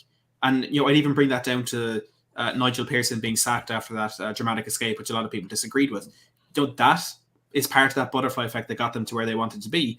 And I think a similar thing happened at Tottenham. Despite all the good work that Pochettino did, and despite the effort obviously Harry Kane put in behind the scenes to become the player that he was, Dembele and his absolute incredible ability, for those 11 players to end up at that football club at one point with Pochettino in charge, a lot of luck went our way. And as much as Poch worked a miracle, there was a lot of luck involved in it then as well. And I think that period just really bumped up our expectations, probably a lot more than they should be. And for me, that was my first era, or my first period as a genuine Tottenham fan. It was being in the Champions League. It was fighting for trophies, fighting for the Premier League title for those 2 seasons. And it's absolutely says there, we have declined in every aspect since then. I mean, if you go man for man in our team, Lloris now, maybe you could argue is better than he was then, but he also has more of a mistake in him. You know, look at our defense; it speaks for itself. It's a lot worse. Our midfield, to Belly Wanyama, to Højbjerg and Winks, it's worse. Son and Kane probably have gotten better as footballers, but everything has gone down. You know, we are worse than we were, and it's that element of things going stale, that investment not happening. It's again, Enoch, Levy haven't learned from it. They have not learned from it, and there has been zero improvement. And a lot of people said it when Poch left, and I'll praise myself as one of them. The grass isn't always greener on the other side. And I think in the 5.5 years where Pochettino turned this club from a Europa League team with Kyle Naughton, Eunice Kabul, Lewis Holtby, into a team that deserves nothing less than Champions League football on a net spend of about £12 million per season, with a board that were more focused on building the global image of the club and building that new stadium. What he did will never be repeated. It will not be repeated. And you'll have your Leicesters, you'll have your Blackburns in 95, you'll have your, I don't know if anyone follows Belgian football, but Union St. Gilwell coming up from the second division and going on and winning that league this season. That will always happen. But in terms of consistency and in terms of an actual platform and genuine progress as a football club, it'll never happen again. Wow. It will never happen again. And Levy and Enoch, in appointing Jose Mourinho, and the way they've dealt with the club, and the way they've failed to invest in that squad, are piece by piece slowly ripping away every foundation that Poch installed, every bit of progress that he made, slowly ripping it away. And eventually we'd be back down with that as that Europa League team that's just, what can we do? The butterfly effect theory, I think, is spot on. I really do think it is. You know, as much as, you know, maybe if things had gone a different way, we could make the argument that, you know, things would be better, but you also have to take into account that things do happen for a reason and things happened a certain way. And, you know, maybe Poch's, you know, sort of tenure would not have looked as ridiculous, maybe would not have looked like the stuff of miracles had maybe, you know, other teams not been going through some sort of rebuild, had maybe, you know, not all the things had, you know, set up in the right sort of place at the right time. I think you're spot on. I think it is a bit of a butterfly effect to the degree that Leicester City had a bit of that butterfly effect with their title winning season. So Jerome, I think you're right. There has been zero improvement, but to what Maddie has said there as well, I think we also have to take that into consideration as well. I think we have to also take that into consideration. But Jerome, do really appreciate it. And then as well, Gokuma with yet again the same super sticker as well. She's pounding out the foxes with the hearts. She seems to love that one as well. But big up, Gokuma. Really do appreciate it. And then William Kelly saying Conte will repeat it and better it. Don't worry, Maddie. Will we have a better tenure under Antonio Conte than we ever had under Pochettino? Sean, what do you think? No. Well, just because he won't be here for 5 years, right? He's never been anywhere for 5 years, has he? So, you don't think he likes London enough? You don't think, you know, maybe things are settling down, you know, in the Conte family? I reckon he probably preferred West London in Chelsea than he did North London in Tottenham, but he still left there after a couple of years. So I don't think he'll be around long enough to create a legacy. Hopefully maybe everything turns around next season. Like I say, in the summer maybe everything gets great. I just want to quickly though, just one of the things about what Matt was just saying. You know, is it worth? Which we always try and remember that, you know, try and point out things and with the benefit of hindsight. All of those rebuilds that you were talking about that they did successfully, like none of them were also going through an infrastructure rebuild at the same time, were they? Yeah, no, that's true. I mean, the only one you can really put in a similar situation that is Arsenal with the Emirates, and they're still going through it. Yeah, and it took them 8 years after they went into Emirates to win to get another trophy again, right? So I think people, if they say, oh, it's nice having a new stadium, it's nice having the training ground, but the team on the pitch is useless. But I don't think people contemplate or really consider or remember like how much of an investment that was, how long it will take for it to pay dividends, and what sort of breaks that puts on the other areas of the investment. Like it's. That's one of the reasons why I always, you know, come on and try and remind people. I think there's more to the lack of the failed rebuild than just not spending enough money or spending it in the wrong places. There are other things going on that are an anchor on any team for a period of about 8 to 10 years. That's how long it took Arsenal. And to your point, Matty, they are still going through it. But the actual for the cost to start to be repaid through revenue, it does take a long time. Yeah. And so I think we just have to be patient with it. Yeah, More patient than we've already been. Sorry. Yeah, I completely agree with that, but I think it comes back to this bizarre sort of narrative among the ultra toxic ENIC out crew, where their bottom line is ENIC don't spend money. ENIC do not put money into this football club. That is rubbish. Right. They've spent what 200, 300, 400 million pounds in transfers in the last couple of years. They built a £1 billion stadium. I know a lot of that was funded by the NFL or by loans or by everything. They made this new training ground. They're putting money into this club, but I always come back to the point that they're incredible businessmen, but they don't understand football. Daniel Levy does not understand football. And it's fantastic that they want to progress this football club. They want to make us a global club. And to some extent, they are succeeding in that. We're huge in America. We're huge in Asia. That they are succeeding with that. But it's about timing. And does Roman Abramovich understand football? Do the Glazers understand football? Well, there's a bit of a difference there. There's a bit of a difference there when you have as much money as you could possibly want behind you. ENIC do have financial constraints of what they're going to do, but I'm 100% of the belief that if we stayed at White Hart Lane for another year, we may not have won the league. We would have won something. We absolutely would have won something, because that stadium, what was being built, that cauldron, whatever you want to call it, was absolutely incredible. And that move to Wembley for a year and a half, as much as the lack of transfers killed us, I think that move to Wembley did as well. Yeah. And maybe it's unfortunate that these plans just happened to coincide with when Tottenham were the best in the football pitch. Yeah. But I can't think of another club who has become a huge club off the pitch before they've done it on the pitch. And if there is, correct me, I don't think there is. You have to do it on the pitch. You have to show that you have enough to progress beyond what you are, and you have enough to become a team that competes at the top level. A stadium isn't going to make that happen. A training ground isn't going to make that happen.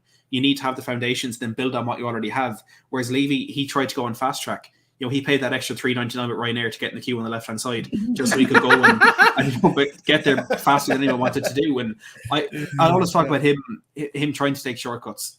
And I used to always use that point with something else, and I can't think of what it is right now, but he tries to take shortcuts. He tries to go around the fast way, and it just doesn't work. I'm sorry, it just doesn't work in football.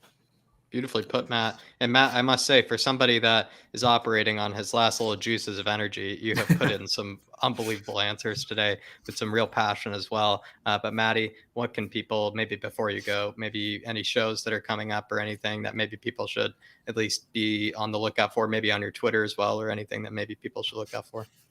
I'm not doing much on YouTube at the moment. It's the transfer window is my time to shine. So if you want, in advance of the transfer window, if you want to prepare for that in the summer, which I'm hoping is going to be a busy one for Spurs, I'm on YouTube at Matt Hayes Tottenham blog, or on Twitter where I'm a lot more active at the moment. You can find me arguing with a lot of people there, but also some good Tottenham insight. I like to think at Matt Hayes THFC. There's a link to the channel. I appreciate that, Dave, and I appreciate always an absolute pleasure coming on and chatting Spurs with you lads. Love it. No, thank you for coming on, Matty. Yeah, I want to say thank you for giving up your time to come on. You're a very busy man of late, so I really appreciate it. But everybody, especially the Twitter, get over there and smash that bell button and get notified, especially during the transfer window and breaking news. Because to be fair, I think I know Matty to put stuff out 2 days beforehand and it happens. So that's all you need to know. So just get over there and smash that subscribe button and the bell notification as well. But big up, Matty. I really appreciate you having you on. It was great to have you, my man, and we'll see you again soon. Absolutely. Always happy to join you, lads. Everyone, smash that like and subscribe here as well. I'll talk to you soon, guys. See you, Matty. Thank you. Matty. See you, my man. Oh, what a guest. What a guest Matty is. Everybody head on over to the Twitter as well. He was being way too modest, I think, about the channel. So head on over to the channel, give it the big subscribe, as well as head on over to the Twitter. So, because as well, he posted, I think, that Bentancur article, kind of discussed, everything there is need to know about Bentancur. So I don't think he was doing himself enough service there. So do head on over to the Twitter as well. William Kelly saying, Sean, brother, I will make you a believer. In who? Conte? I guess, maybe. I believe in him, bro. I believe in him. I just, I want to see, yeah. And listen, my frustrations are not just with him. Like I say, it's been a shitty 2 months to be a Tottenham fan. And, he's a part of it. He's a part of Tottenham. So, disappointed in everything, not just him, everything about it, but he's included in the everything. That's all I'm saying. Yeah. Yeah, absolutely. Pick up Matic. Moving on to the title of the show, lads, and could be a spicy one. Who knows? Or perhaps we might just end up really agreeing with each other and won't be actually as climactic as I thought. But have we improved since Jose Mourinho? Is the squad better now? Would he achieve more with this squad? Dave, what are your thoughts? Have we improved since Jose Mourinho? And would he achieve more than what Antonio Conte is right now with this squad? Look, there's two parts to this answer, Jack. First of all, squad depth, I wouldn't say no, we haven't improved. But in terms of quality on the pitch, I would say... Is the starting 11 better? I would say yes, because look, you put Romero into that back line, which Jose Mourinho didn't have. He was working with Toby, who was on the decline. We can't forget that. Vertonghen, who again was on the decline. Sanchez, who Conte has to work with now. But to be fair, Conte has got a lot more out of Dyer than what Jose Mourinho did. I reckon, to be honest with you, I reckon he's got a lot more out of Ben Davies than what Jose Mourinho did. Look, Jose Mourinho, he was kind of forced at times to play Davies out at left back, and it just didn't work out for him, especially when Reguilon was out injured. It caused him a lot of problems. Going into midfield, we've got Højbjerg and Bentancur now. What I will say is Jose probably did get the best out of Ndombele, to be fair to him, and he did add some creativity from that midfield for a period of time. But I think we have a better midfield now, a more stable midfield. As soon as Bentancur comes back from injury, I think Højbjerg and Bentancur are more stable. I actually think we have a better forward line now. Look, I know people are raving about Bale, but we can't forget that it did take like 7 months to get him going. You know, he only came in for a couple of months period near the end and really started hitting form. But for me, I think going forward for a long-term option, I think Kulusevski is a very good option. Do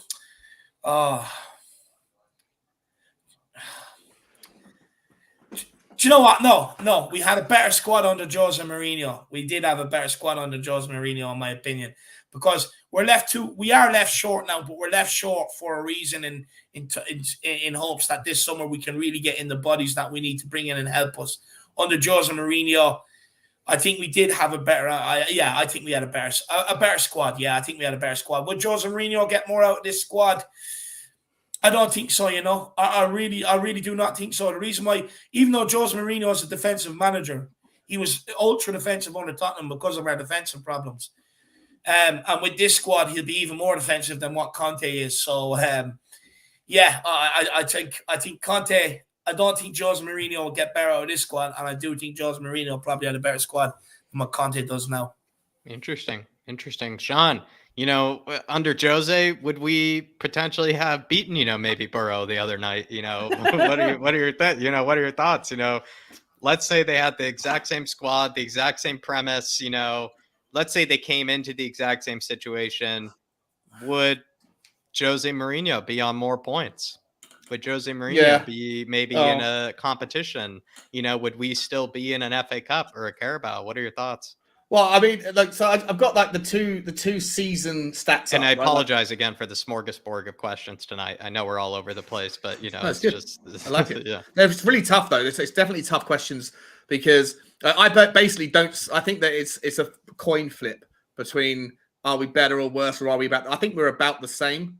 We if you think about the players that Mourinho had, you can make arguments for both. Yeah, Aurier, right? Is Aurier better than Emerson Royale?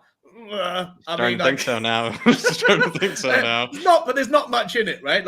Or maybe Aurier is better with a Conte team, and then with the Jose team, Emerson is better in a Jose team. 100%. So apart from that, is Romero better than Alderweireld? Yeah. Apart from that, the centre backs are pretty much the same. The left backs the same. The midfielders and the new signing. There's not a lot in it. I think we had a year less experience of knowing how shit Ndombele is.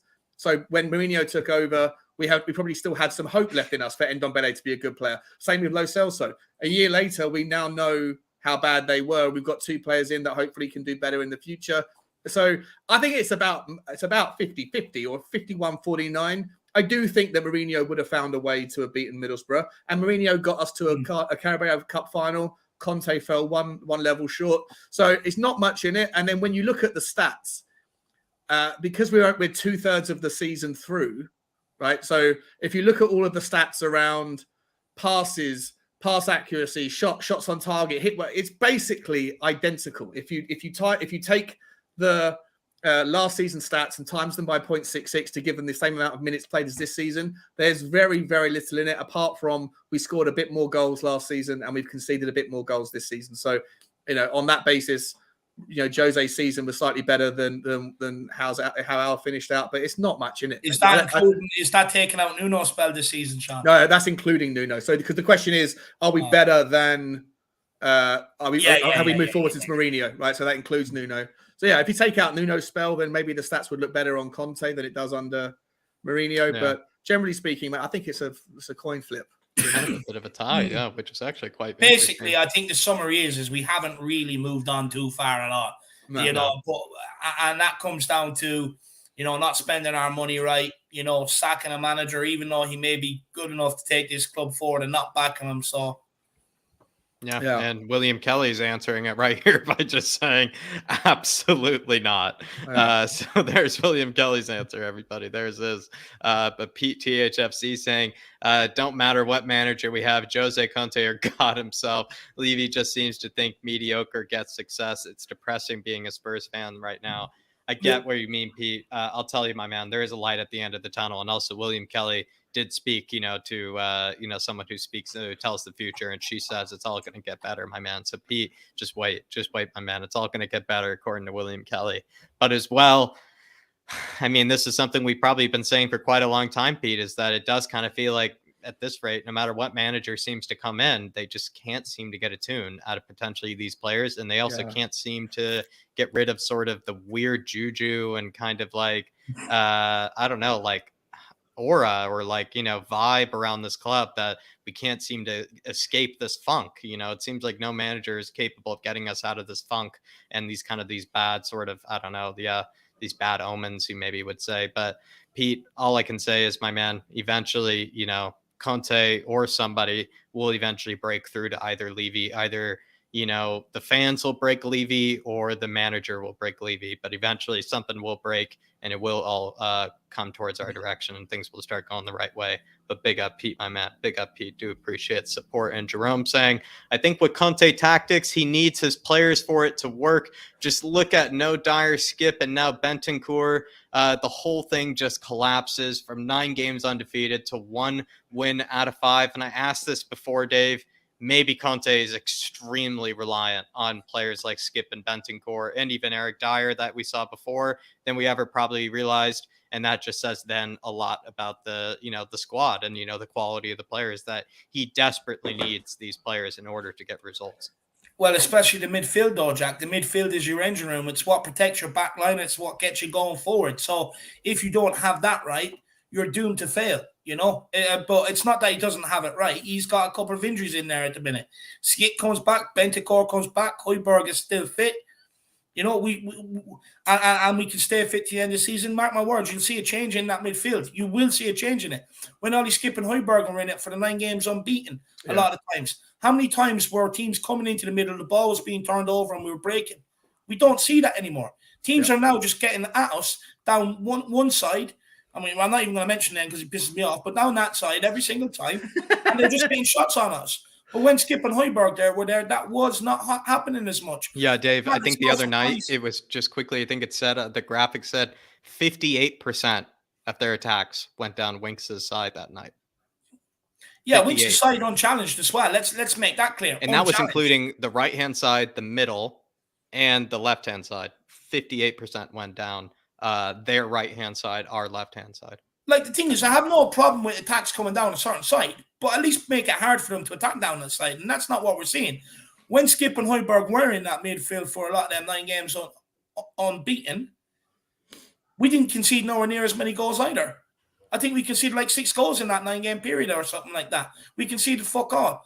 But now, once the Skip is out, you know, and you put in a Winks and you can't put in a Bentancur, we're just leaking Yeah. goals. That midfield has to be right in terms of going forward and defensively. And when you don't have two workhorses in there, because you fail to turn over ball, but you can't get pressure on in there, and that means teams then can build it up from the back nice and slowly, get players forward and build their pressure that way and suffocate us. That's exactly what Middlesbrough done the other night. But when you have Skip and Højbjerg in there who constantly press and they work as a team, Højbjerg goes, that's the trigger for Skip to go, and they're in sync. That does not happen. Is there any noise about when Skippy's coming back or Bentancur? Do we know? Bentancur is back from Monday, apparently, so I've heard. Skip should be I don't back know what's soon. going on there, I'll be honest with you, lad. It's tough. Just quickly, Sean, you know, to the super chat, you know, do you feel the same way? Do you think maybe is Conte a victim of being over reliant perhaps on these sort of players? And, you know, maybe that's what we've started to come to realize, like he needs these specific players maybe mentioned here in order to get consistent results, probably. Yeah. I mean, yeah, we've spoken He's about just it. become over reliant on them. And maybe you can't fault him because those are his best players, but perhaps that's just been the case. He just needs these guys in the lineup to get results. Yeah, but I think I don't think Alex Ferguson could have got a tune out of Harry Winks. I just don't think Harry Winks is good enough. I think he flatters to deceive. I don't know whatever he does on the training ground to.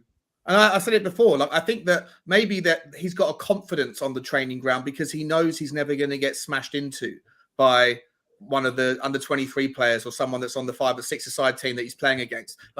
So he can play with a bit of swagger on the training. I don't know whatever he does that gives these managers this confidence in him. But like obviously right now it's irrelevant. There's no pressure in the training. That's what I mean. Yeah, there's no pressure. There was a video that came out before of Winks doing a training thing with Galini. Yeah. And there was one other player, and he celebrated having a better touch than Galini. I'm like, we shouldn't be celebrating. That should be normal. You know what I mean? And it's just kind of like, but the reason why he can do it is because there's no pressure on him. When he puts that into a game routine and the pressure comes on him, he can't do it. Yeah, but that's regardless of how how he flatters to deceive. At the moment, there is no other option unless Conte wants to take the dive into the great unknown and play someone who's barely played, if ever played in a first team, like a Harvey White or Alfie Devine or whatever. I don't know what the. So to Jerome's question, he does need certain players to play in certain positions, and Harry Winks unfortunately is not good enough. He's not good enough in a 4 across the midfield. I don't think he's good enough in a 5 across the midfield. No, I don't. And it's just he's all we've got right now. So we just got to grin and bear it until hopefully Bentancur comes back and Skippy comes back in a couple of weeks. And if they come back and stay fit, you never know, guys. We might go on an amazing end to the season because we've got the midfield we need back. So that's all we can hope for. And maybe some of the suggestions we've made. Getting hyped up for everything. You got to stop it. Come on, Bentancur. And maybe some of the suggestions that we made earlier perhaps don't really look as important or as drastic or as necessary because maybe some of these players come back into the team. Who knows, Jerome? But really great talking point, my man, and really do appreciate support. And William Kelly saying, Jack, if the ladies' predictions all go to shit, I'm off to join the Ukrainian army. William, all I'm going to tell you is it seemed like you were fully confident. You were telling me right away, once she gave the predictions about it. And once you told her about Antonio Conte, she seemed to know right away what was going to happen. So I'm going to say I'm going to be off with you to the army as well, my man. No storms in That's clairvoyant, isn't it? Yeah. Yeah, well, to be fair, so far she's predicted right. She did tell William we wouldn't win anything this season, and we went out to the FA Cup to Middlesbrough. And Conte still, I believe it's 2023. Sounds like I'm in the wrong job. He still has another year or two, so... Sounds like I'm the wrong line of work, Dave. Then maybe to be telling you that the Spurs won't be winning. Spurs fortune teller. Spurs fortune teller. Faz Radfar saying, is it enough if 3 more signings like Romelu, Kutu, and Bentancur? I think he's maybe saying for the summer. Is it enough we get 3 more signings in the summer?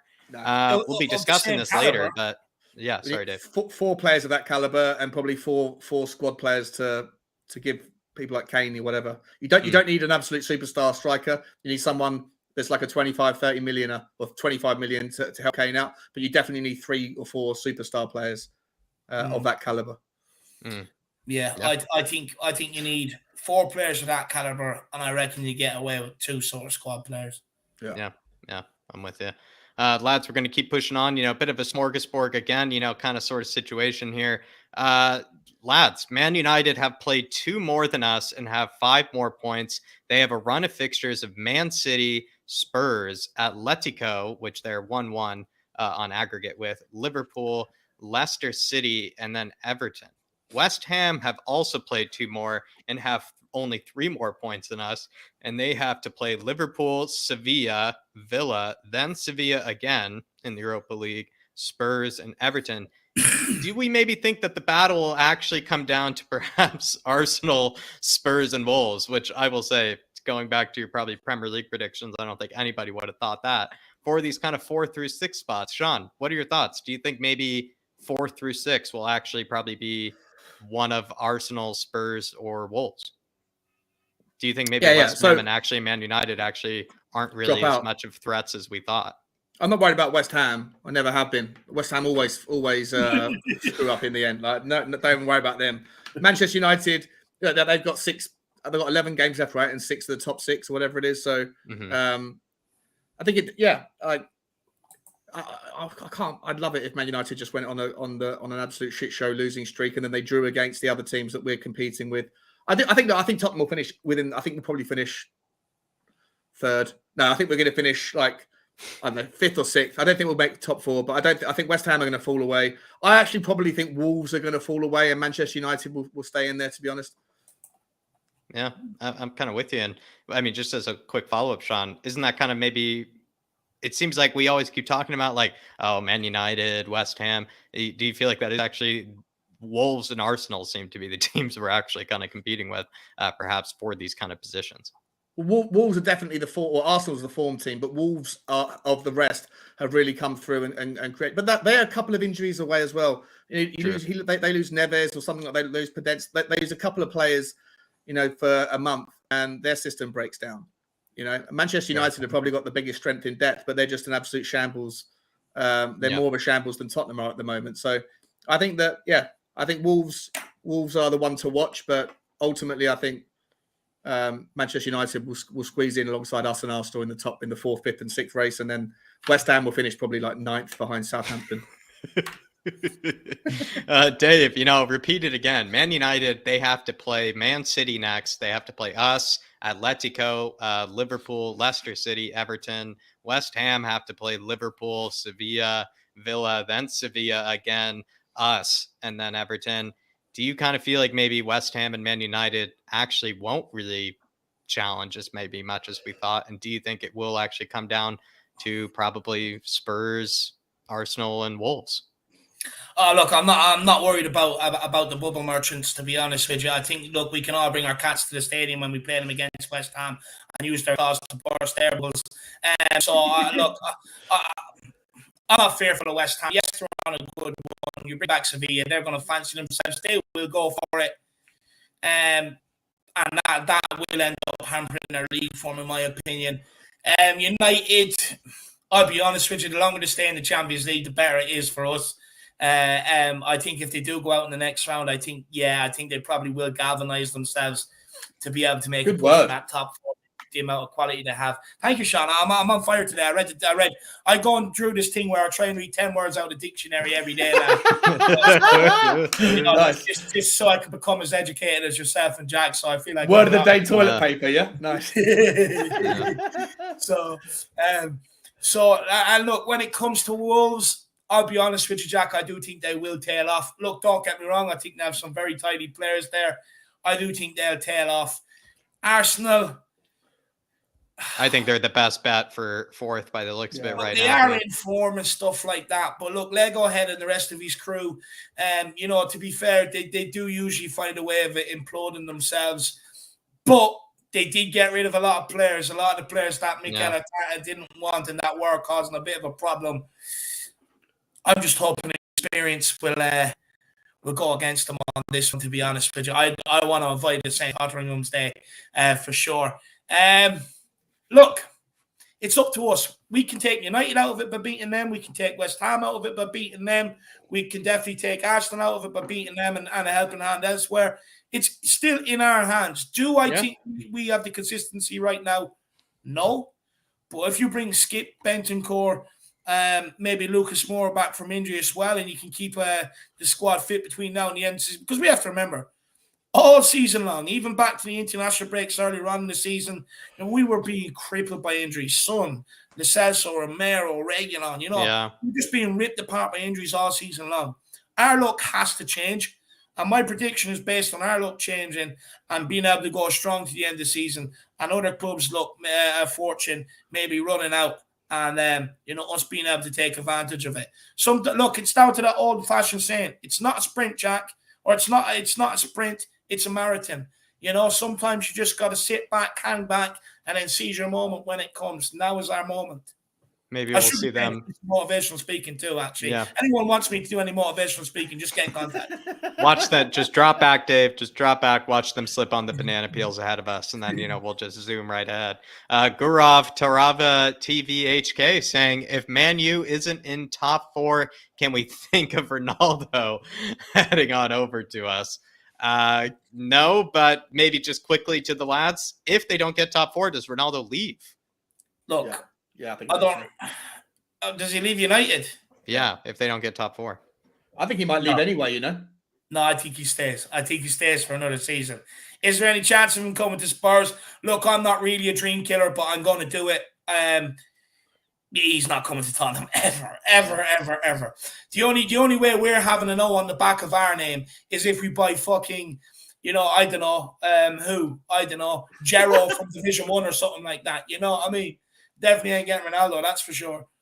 Big up, go Rob, though. Jerome saying, since we're out of the FA Cup, does that mean we will just have one game a week like Arsenal? To be honest, those game in hands have been our downfall.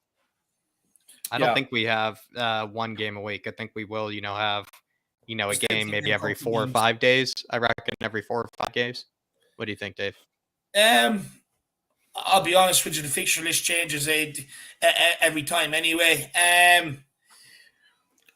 I wouldn't bank on it. Look, actually, there could be some of them games, where depending on how far some of the teams travel in Europe and stuff like that, look, some of our games could be rearranged and stuff like that, and it could be come to a point where you might have to start playing, midweek and weekends and stuff like that. Look, we should have enough time between games now. It is only the Premier League. We're out of all cup competition, so we shouldn't be stretched whatsoever. I think every 3 to 4 days, 4 to 5 days, I'd say we do get good rest. Yeah. I feel like it's gonna be 4 or 5 days in between each game at least, Jerome, and that should be plenty enough. It's already a lot of stats showing that should be plenty enough. And to be honest, you might be right. Perhaps the games in hand have been our downfall. It feels like anytime there is a bit of pressure, on the boys, and there is a bit of, opportunity for them to really make life easy for themselves, they just simply can't do it, Jerome. They just simply can't do it. But we do move on maybe to one of the last questions, I would say, the evening, lads, maybe before we go to extra time. But no matter where we finish, because there are some rumors, guys, the rumors again, Dave, I hate to say it, reports are circling again that Harry Kane is 50-50 on his future next season with Spurs. No matter where we finish, if Conte stays, do you think Harry Kane stays too, Dave? Look, do you know what?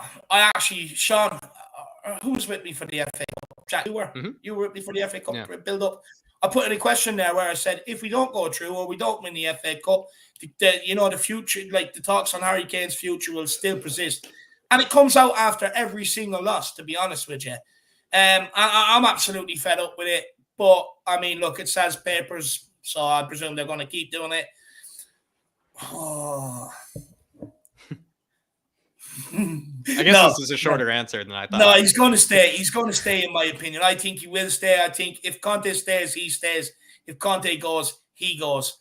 Yeah, all right. I just hope that maybe he's missed the boat on his City move, because I think they're the only ones that probably will come looking. Maybe Man United might come looking if they can find the money. But no, I think Harry Kane stays. I think, look, he's so close to breaking the record and stuff. I'm hoping he has his eyes set on that. But But at the end of the day, Jack, it doesn't even have to be Kane's decision. If the board bring in the right players and they back Conte, he will stay 100%.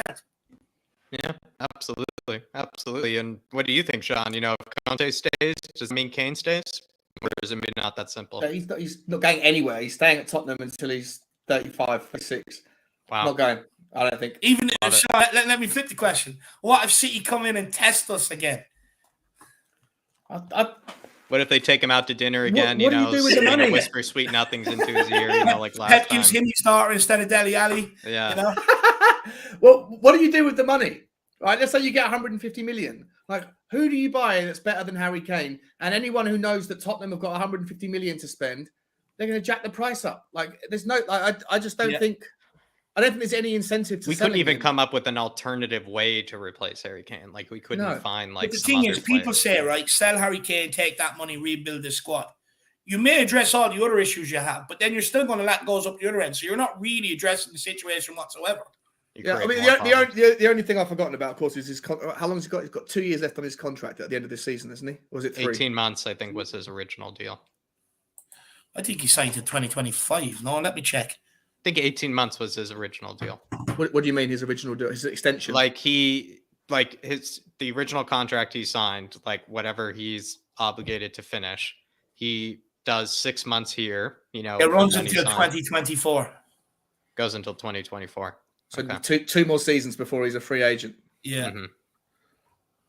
But by then he's 31, so.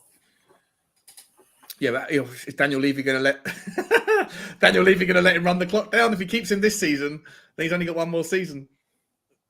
He can sign for any money. I don't know. He's staying at Tottenham. Just to answer just to kind of touch on what you were saying there. If I was Daniel Levy, I'd take that risk. Yeah. That like Kane hopefully then would be a lot closer to breaking the Tottenham record. He's 31. Does he want to be uprooting the family, the kids and everything else? I take that risk that, he's so close to the record. He's getting to the end of his career and that he will sign on then for another couple of years. I take that risk, Yeah. Well, I take the risk of running it down. Yes. Yeah. You're right. Well, it's one or the other, right? Like if let's presume that Conte stays. Doesn't matter where we finish to the point in the question in hand. I think that Daniel Levy has to look at it and go, the only way I can keep him happy and to get him to sign another contract and to keep him at Tottenham Hotspur is if I go and back Conte in the summer and go and spend 200 million on 4 or 5 players or whatever. If Daniel Levy's not prepared to do that, then he also might as well sell him, because if he doesn't sign 200 million, then then Conte will leave anyway. Harry Kane will want to go, and then he will wind his contract down if Daniel Levy doesn't pick up the phone. There's it's either or. You either keep him, and if he's not willing to sign a new contract yet, then you have to back Conte massively, and then hopefully that's enough to then convince Harry Kane to stay. If you're not prepared to back Conte, Harry Kane's head will be gone anyway, so you might as well sell him. There's no point in doing one or the other. It's both or neither at all. I mean, shorter answers, and then I actually realized, and probably just because it is kind of a bit of a yes or no sort of kind of question, to be honest, lads. But William Kelly saying, sell Kane, he is overrated, Dave. Just trying to look, William, Dave. Don't let him get to you. No, I'm not even going to bite on it, because at the end of the day, do you know what I mean, Jack? I'll be honest, every day I wake up, I sit back here with my feet up, I bought myself a little footstool, I light up the cigar, and I just thank Harry Kane every day for proving everybody wrong. So it's great. Life is easy. Absolutely. Big up William Kelly, though. Love it. He's nice. He's trying to sway him. He's trying to get him rattled. Do love it, William Kelly. Since I do think that was a lot shorter than I anticipated, lads, I do think maybe we can answer. It looks like we are going to get through all the questions before extra time. Guys, we are just going to talk briefly about signings. I know it's been all over the place, but I felt like there was a lot of interesting things to talk about, but maybe not all kind of on the same sort of topic. But we've spoken a lot about what Conte needs in the summer. How many signings is that really? What I've kind of devised it down to be is a left-sided center back, to help Davies out, a right-sided center back, basically to replace Sanchez, a right wing back, maybe even 2, but let's just say a right wing back, a center mid, a goalkeeper, and a striker. So I've narrowed it down to about 6 signings. Of course, you could ask for more, but I think that's exactly maybe what we do need. Do you feel like maybe we could get at least 4 of those 6 signings that I kind of mentioned, Sean, this summer? And maybe of those positions that I mentioned, do you think there are ones that really need to be prioritized right away? So like I said, maybe another center back, right wing backs, center mids, which ones do you think you would prioritize? Just before I answer, can I just clarify? Is that like that's all we need? Is that not including players we're getting rid of?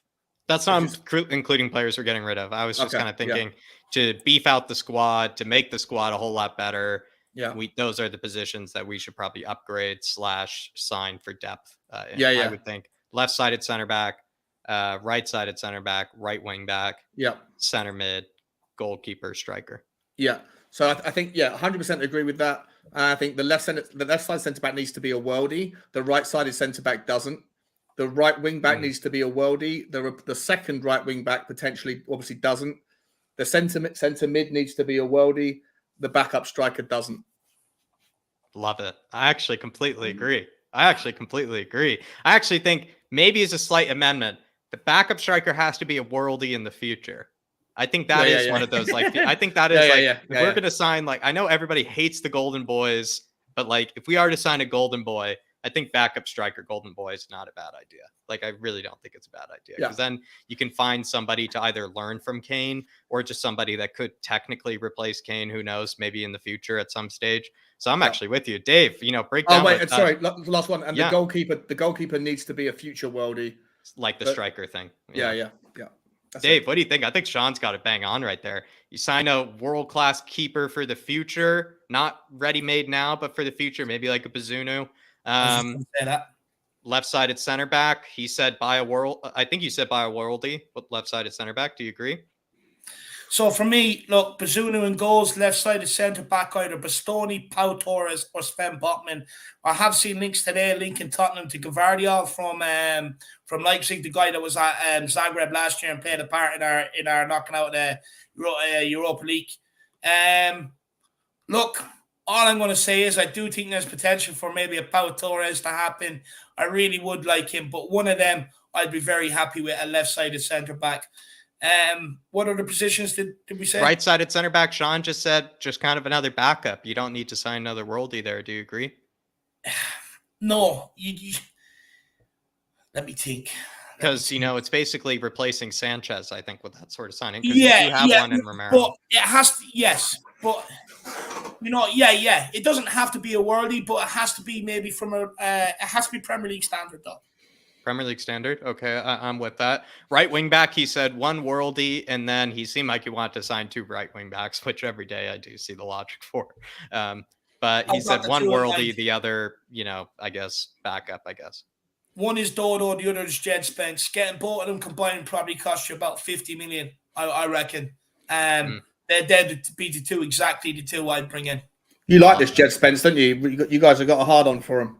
Honestly, if he comes into the same team as Harry Kane, he'd probably just give me just as much feelings down there as Big H does. I really do like this kid. I really do like this kid and this Dodo guy. I love him. I absolutely love these two. I think they're definitely going to be future. Look, Dodo will be picked off sooner or later. That's just waiting to happen. He will end up at a big club. And Jed Spence will. But for me, Jed Spence needs to come to a club like Tottenham where he's going to get games, rather than go to a big club like City where maybe he's going to have to sit on the bench and stuff like that. He needs games in order to aid his development, and I really do like that Jed Spence. Sean, you got to check him out. Yeah, no, I will. I've seen you guys did a thing on him on Black Cat, didn't you? Yeah, I've seen it. Yeah, sorry. Yeah, it's good content. He does have a good player, and I like the name Dodo because there's a lot of things. He's dead as a dodo. There's lots of different things we can. But you know what? Yeah. But he can also play on the left side, Sean. Dodo. He can play on the left too. What do you think? Martin Walton in the house from flatcapeurotalk just quickly has given all free signing suggestions.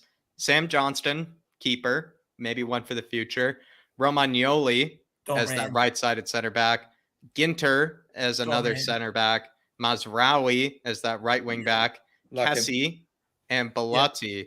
The perfect Levy summer, all bases covered for zero cost. Yeah, I would say if you're doing it for zero cost, if you're doing it for all free signings, all contract sort of signings, maybe that is not a bad way to go about it. Martin Walton trying to work hard, just like the flatcapeurotalk team does. He's trying to make life difficult for himself. I love it, Martin. I absolutely love it. But I think Sean broke it down perfectly there. But Sean, of all those signings we mentioned, I think those were 6. Could we actually get 4 of those maybe done this summer, do you think? Yeah, Could we get a I think left-sided center back, a center mid, backup striker, and a right wing back, let's say? Yeah, I think we can, but I think there'll be a mix. I think your man, Mr. Martin Walton, I think Daniel Levy is definitely going to be looking to fill some of those spots from that list. But obviously don't be under the illusion that they're free. They're not free. Like you sign them for big wages, and a big signing on fee as well, right? So it's just a shift of who gets the money, the club or the player.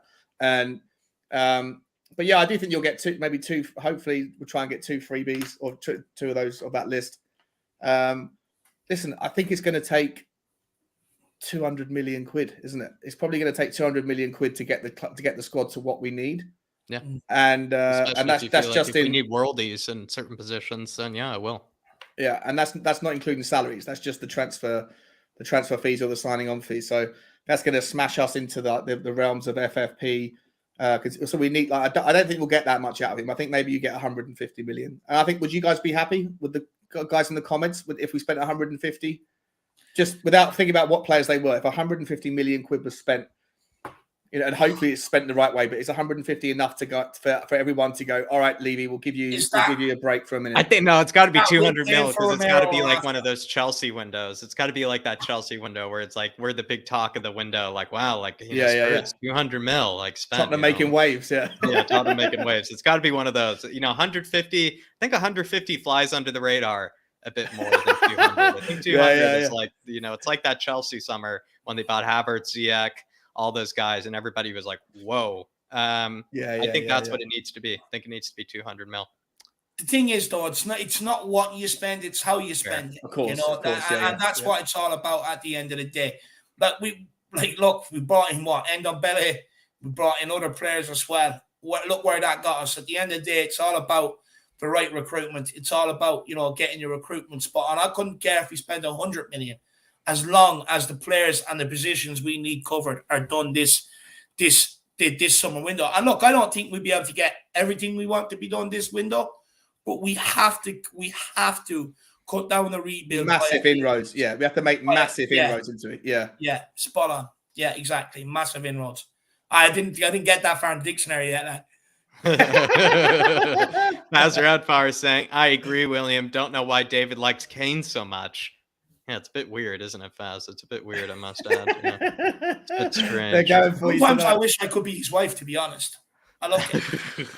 You said something the other day that I think was even further than that, to be honest. So that one didn't even knock me off my seat as much, that statement. Sharam saying, is Lucas injured? Anyone know how long he's out for? I guess he is. Perhaps that explains why he hasn't been looking so good, as he's been battling a bit of an injury of some kind or something like that. But I'm not sure, Dave. How long is he out for? That hasn't been disclosed, but all I know is he picked up a knock in the training the day before the Leeds game, and that's why he didn't travel with the squad for the Leeds game. He was out again during the week. Look, we actually don't really know what some of these injuries are until a couple of weeks down the line. It's been like that all season since Conte has come in. You don't know anything about the injuries. He doesn't really, I think even for tactical purposes, he seems to not really like to tell, other teams or even the media about what's going on behind the scenes with injuries. William Kelly saying, bring back Jason Dizelle. All is forgiven. Dozy. Dozy Dizelle, William Kelly, wowzers. It's a great name, I must say, Dizelle. I think that is a great name. One of the worst players in Tottenham's 1990s. Get the Irish keeper Bazooka. No, honestly, this guy does have feet like bazookas. Honestly, he ping it anywhere. This guy really is so good. I can't. Well, look, next time Ireland are playing, someone we'll do what we do for the watch longs now. See if we can get the Ireland game on it, and you guys can just watch how good this guy is. I never use the word swag, but he plays with swagger. He really does play with swagger. The guy, I would say he's kind of like a combination of Ederson and Neuer. I really do feel like he's actually kind of like a combination. Who does he play for? He plays for Portsmouth. He's on loan. He was at City at one stage. Plays at Portsmouth, Irish international. He's like 19 years old or 18 years old, and he's the starting keeper for Ireland. Wow. He moved. Okay. He started for Shamrock Rovers in the League of Ireland here at 16 and got his move straight to Man City more or less as soon as he came into the team. Is he still at Man City on? Is he at Man City No, he's on on loan loan at at Portsmouth? I think. He's on loan at Portsmouth now. Yeah. From who? From which? Man City. Oh, he's Man. Okay. You're not going to get him then, are you? If Man City are keeping him back for, You might. I mean, they have like 2 keepers ahead, with Zach Steffen and Ederson. Yeah. Maybe you could. But no, he's unbelievable, Sean. Take a look at him when you get the chance. Dtrex Kane saying, for me, the most realistic and best signings are Skamaka, who would be that backup striker, Jed Spence, Joachim Mela, Sandro Tonali. Yes. Wow, man's got nice taste. Kessie, Botman, Rafinha, and Etienne Green, goalkeeper. Don't know much about him. That's a football manager by Dtrex. I know that is. That's a football manager by. I don't even know who that guy is. I actually don't know who that guy is. But he's got good taste, I must say, Dave. He's got fine taste, Dtrex. I don't think that'd be 200 million, though. I think it'd be a bit more than that. What do you think of Dennis at Watford? I think he's unbelievable. I love him. I forget it was Darius and I in the beginning of the season. I think we're saying that would be a signing everybody wouldn't really appreciate until he started blowing up. Yeah, and I think, he really has. I think he's not going to be at Watford next season. No, I'll tell you that. Exactly. Yeah, exactly. Yeah.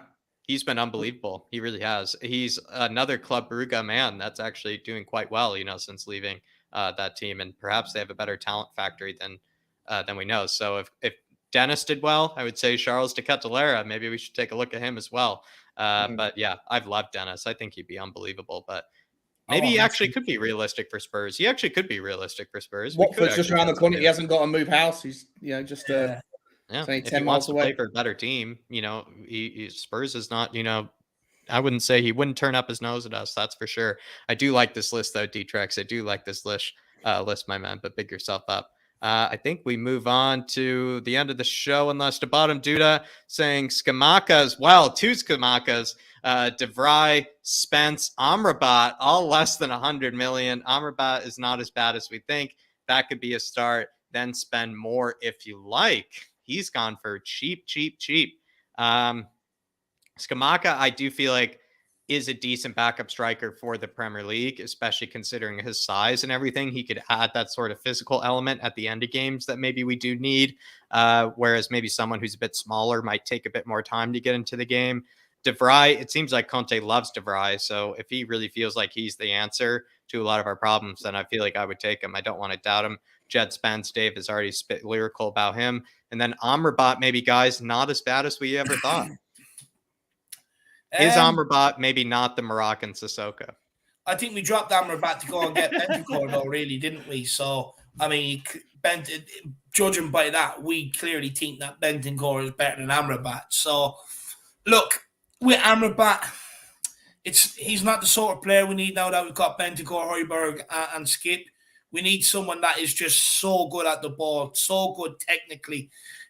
Someone that can just pick up the ball, one touch, out of pressure, look up, pick them passes. Someone like a Michael Carrick, someone maybe that can do it a bit further up the pitch if you want, maybe like a Luka Modric, someone like that. But that's what we need in here, a real good technician that keeps things ticking over. That when we're down deep, they can get on the ball and play it from side to side and get us out. But then when we're also up in the attacking area, can also get on the ball and keep a sustained period of pressure of attack in the opposition's half.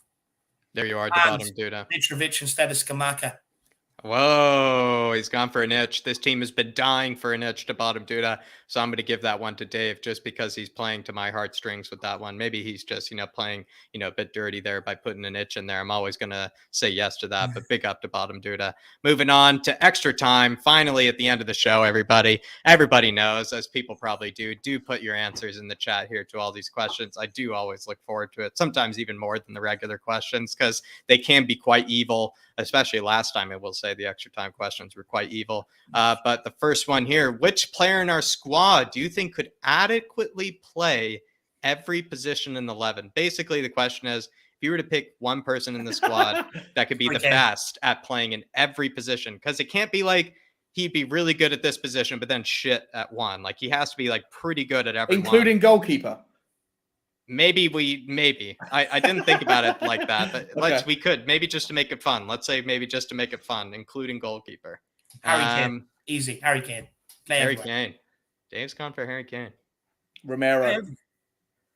I think I Romero would can play everything. go- Romero likes to play everywhere. That's true. Romero's a good one. Yeah, it's Harry Kane, isn't it? It's Harry Kane, probably. Yeah. Could you make the case for Bentancur? That could be interesting. I Tall think- and skinny like Lloris. Tall and skinny like Lloris. You know, maybe he's got the cat-like jumping. I almost went Eric Dyer once you did Romero. I was thinking maybe Eric Dyer as well. Eric Dyer I'm would going to be say a tough one, Bentancur. though. I'm going to say Bentancur. I'm going to say Bentancur. I'm going to say Interesting. Bentancur. Interesting. Yeah. Harry Kane wins in the comments. I do just want to maybe have people given theirs. Kulusevski, Doherty, some people have said. Harry Kane. A lot of people have said Harry Kane. Yeah, I could see it with Harry Kane. I could really see it. Just quickly, Brian C, not even just quickly, a huge one as well, saying, lads, joining late. I'll be watching back if we miss out on top 4. Do you think Europa League plus playing for Conte would be enough to attract elite ready players we need in the summer? My top 4 positivity seriously tested. Well, Brian C, there's a great question. You'll see at one stage where maybe, your top 4 kind of optimism can be a bit restored, because we did kind of break down, the teams that we are really competing with for it.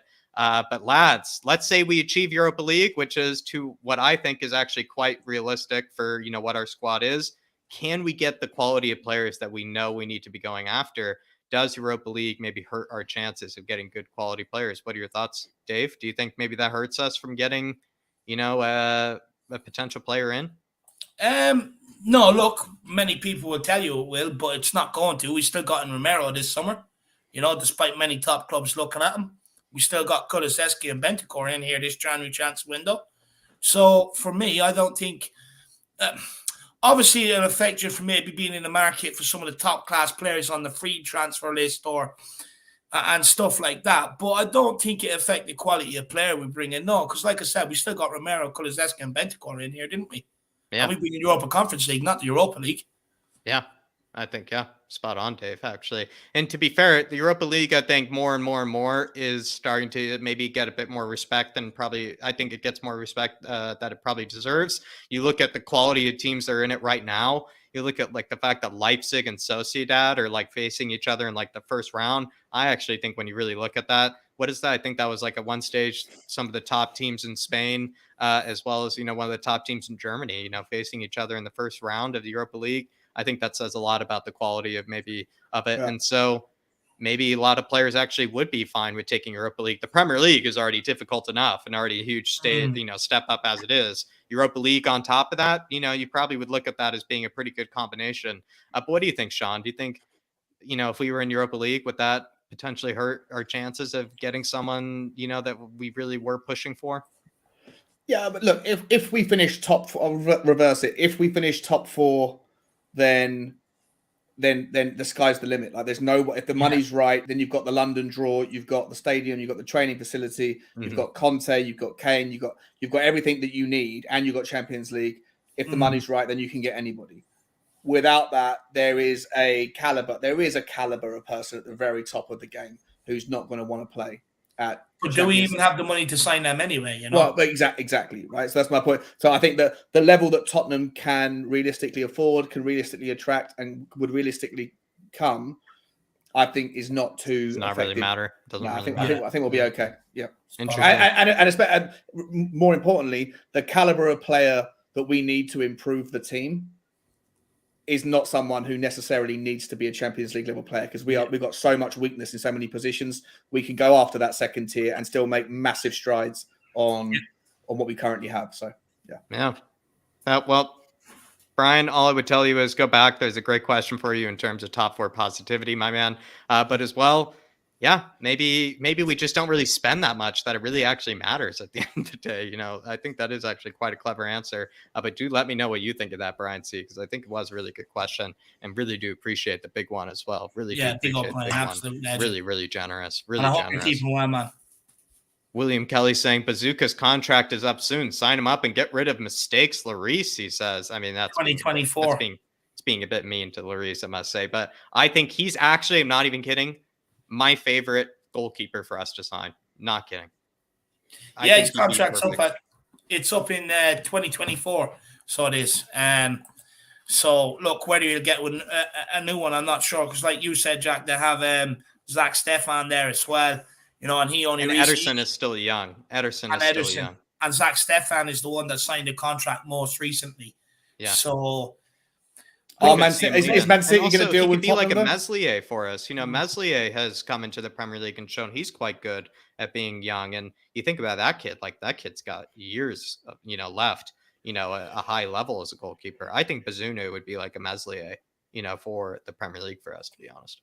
Can you actually see Manchester City after what happened with them trying to buy Harry Kane and Daniel Levy not answering the phone? Can you actually see Daniel Levy make it a $4 million bid for Bazunu? Never gonna happen. What I will say is I don't think he would command a huge fee, because Ederson is tied down to 2026. Zach Stefan to like 2025, 2026 as well. So where does Bazunu really see his future? And those are both young keepers. Where he might want to get out too, Those are both young keepers too. Like none of their keepers are old, which I think is kind of an interesting dilemma to deal with as well. Ederson has tons of time on his side. Zach Stefan has tons of time on his side. Bazunu, I just don't think will ever really be in that team, to be honest. I think they're just going to profit from some sort of transfer at some stage. To bottom, Duda says, one last question. Would you get Tyreek Mitchell from Crystal Palace if Reguilon leaves in the summer? Dave is shaking his head. To replace Sessegnon, I'm not sure. If Sessegnon were to leave or something like that, potentially yes. And I did say this when I did a stream a long time ago with Darius. Dave, this was when Sessegnon was hurt and we just felt like he didn't exist anymore, sort of player. I did say actually he would be a decent Sessegnon kind of replacement for that homegrown, kind of quota. I just thought, if I were to find a homegrown kind of left wing back, I've actually been quite impressed with Tyreek Mitchell. And a lot of Spurs fans, when we even demolished Crystal Palace, they all said that Tyreek Mitchell was actually the best player for them that day. Yeah, look, he's decent, but is he really the right replacement for someone like Reguilon? For Reguilon, no. I thought for Sessegnon, I would say for Sessegnon.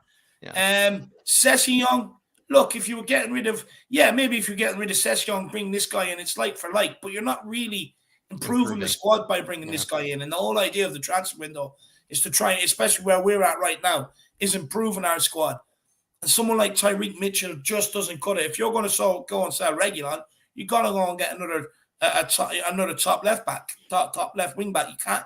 Someone like Tyreek Mitchell from Palace, he's not really the direction we want to be heading in, to be honest with you. Yeah. Another shorty as well, right? For the love of God, give me some height. Just want some bloody height in the team. He was at fault. He was at fault for Chelsea's winner as well. Got caught underneath the ball. That's true. Dave, I think you're right. He's a like for Sessegnon, but is he really an improvement? That's probably up for debate. That really is up for debate. But really do appreciate the bottom dude as well as everybody else's super chat. And then CCV saying, what next for Levy and Co. if Conte walks? I think just, there will be a big sale on pitchforks and torches, my man, near outside the stadium. At least he can make a profit on that potentially before his ultimate demise. That's what I will say is if Conte walks before giving the club an opportunity to do stuff in the summer, that's on Conte. Yeah. If he walks because the board won't back him, okay, that's a different story altogether. Then it's get out there and protest. You know what I mean? But yeah, like I said, it's different. If Conte walks before the summer, to be fair, I'm not jumping on the straight away on the owners purely because he also has to give the owners a chance this summer to back him, because you can't complain about something when you haven't even given him a chance, Yeah, no, I think that's spot on, Dave. Ajax offers $25 million for Bergwijn. Do you take it? I think everybody's answer earlier was mine was Bentancur, Sean's was Romero, and Dave's was Kane. Sean, do you take this offer? Because Ajax, they were in for Bergwijn earlier. I think they were willing to pay like 21, 22 million. Let's say they bump it up to 25. Would you take it this summer? Yeah. All right. I would as well. There it is. It's one of him and Mora can go. And For me, I prefer more. I think he offers. I think more, you so. could at least get a like for 25 million, if not something better, to be honest, with that sort of fee. Paratici gets one player from Juventus that's been there for more than one season. So he gets one pick of his choice. It can't be like a Vlahovic or Locatelli or someone that's moved this season. Or I would say Chiesa, no either, just because too pricey. Okay.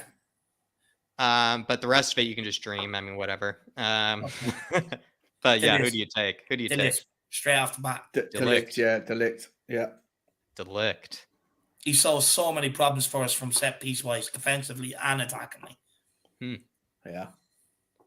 None of us take maybe McKennie or somebody. Nah, Delict. I do like McKennie, but when Delict's there, I mean, Delict is better. He's worth like 80 million, and McKennie's on a free transfer. If you're giving me dream world scenarios where I get to pick anyone I want, I'm gonna pick the guy. If you offer Sean something, he's taking all of it, lad. He's taking it. He's not backing down. Everybody's doing Delict. Everyone's been doing Delict. No Dybalas though. No Dybalas. Nah. Honestly, I've been chance. done that with that guy enough. I just get into it. It's who I want. All right. I tried to convince you guys. The last one here. The whole squad competes in a marathon. Who wins? Well, that's fun. It's a fun question.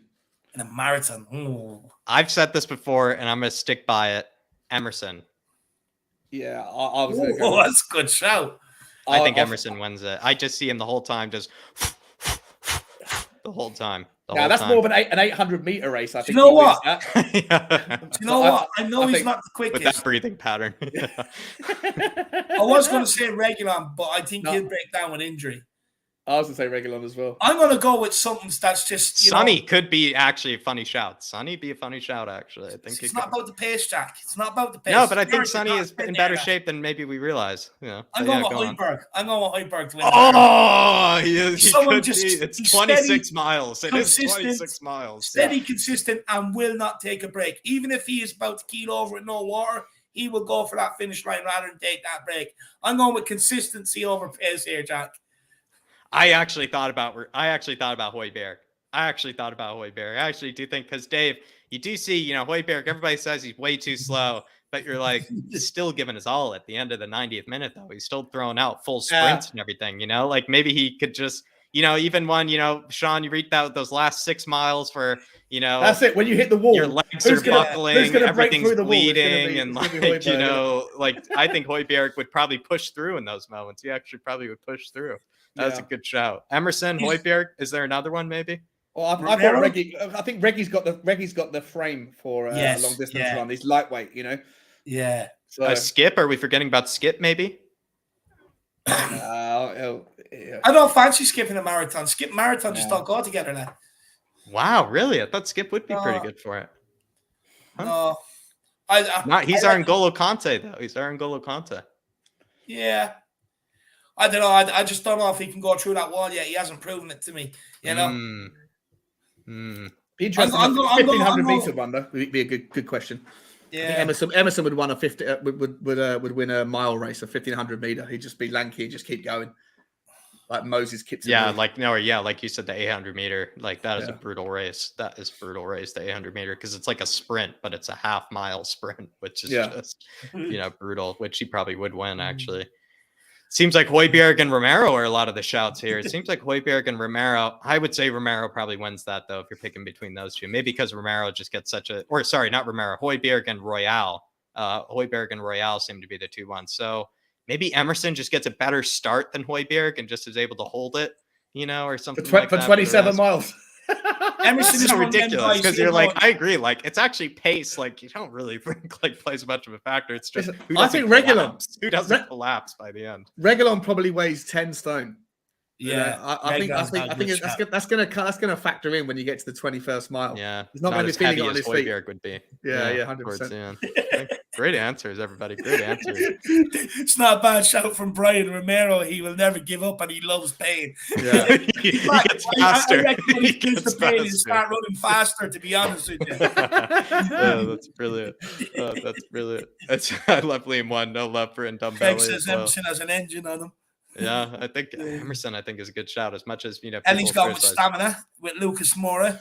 Ooh, You could see him being kind of maybe, yeah. He probably, yeah. He would have the Regulon factor, not very much weight, to carry. It could be kind of bouncy when you think about it, the way he would do it.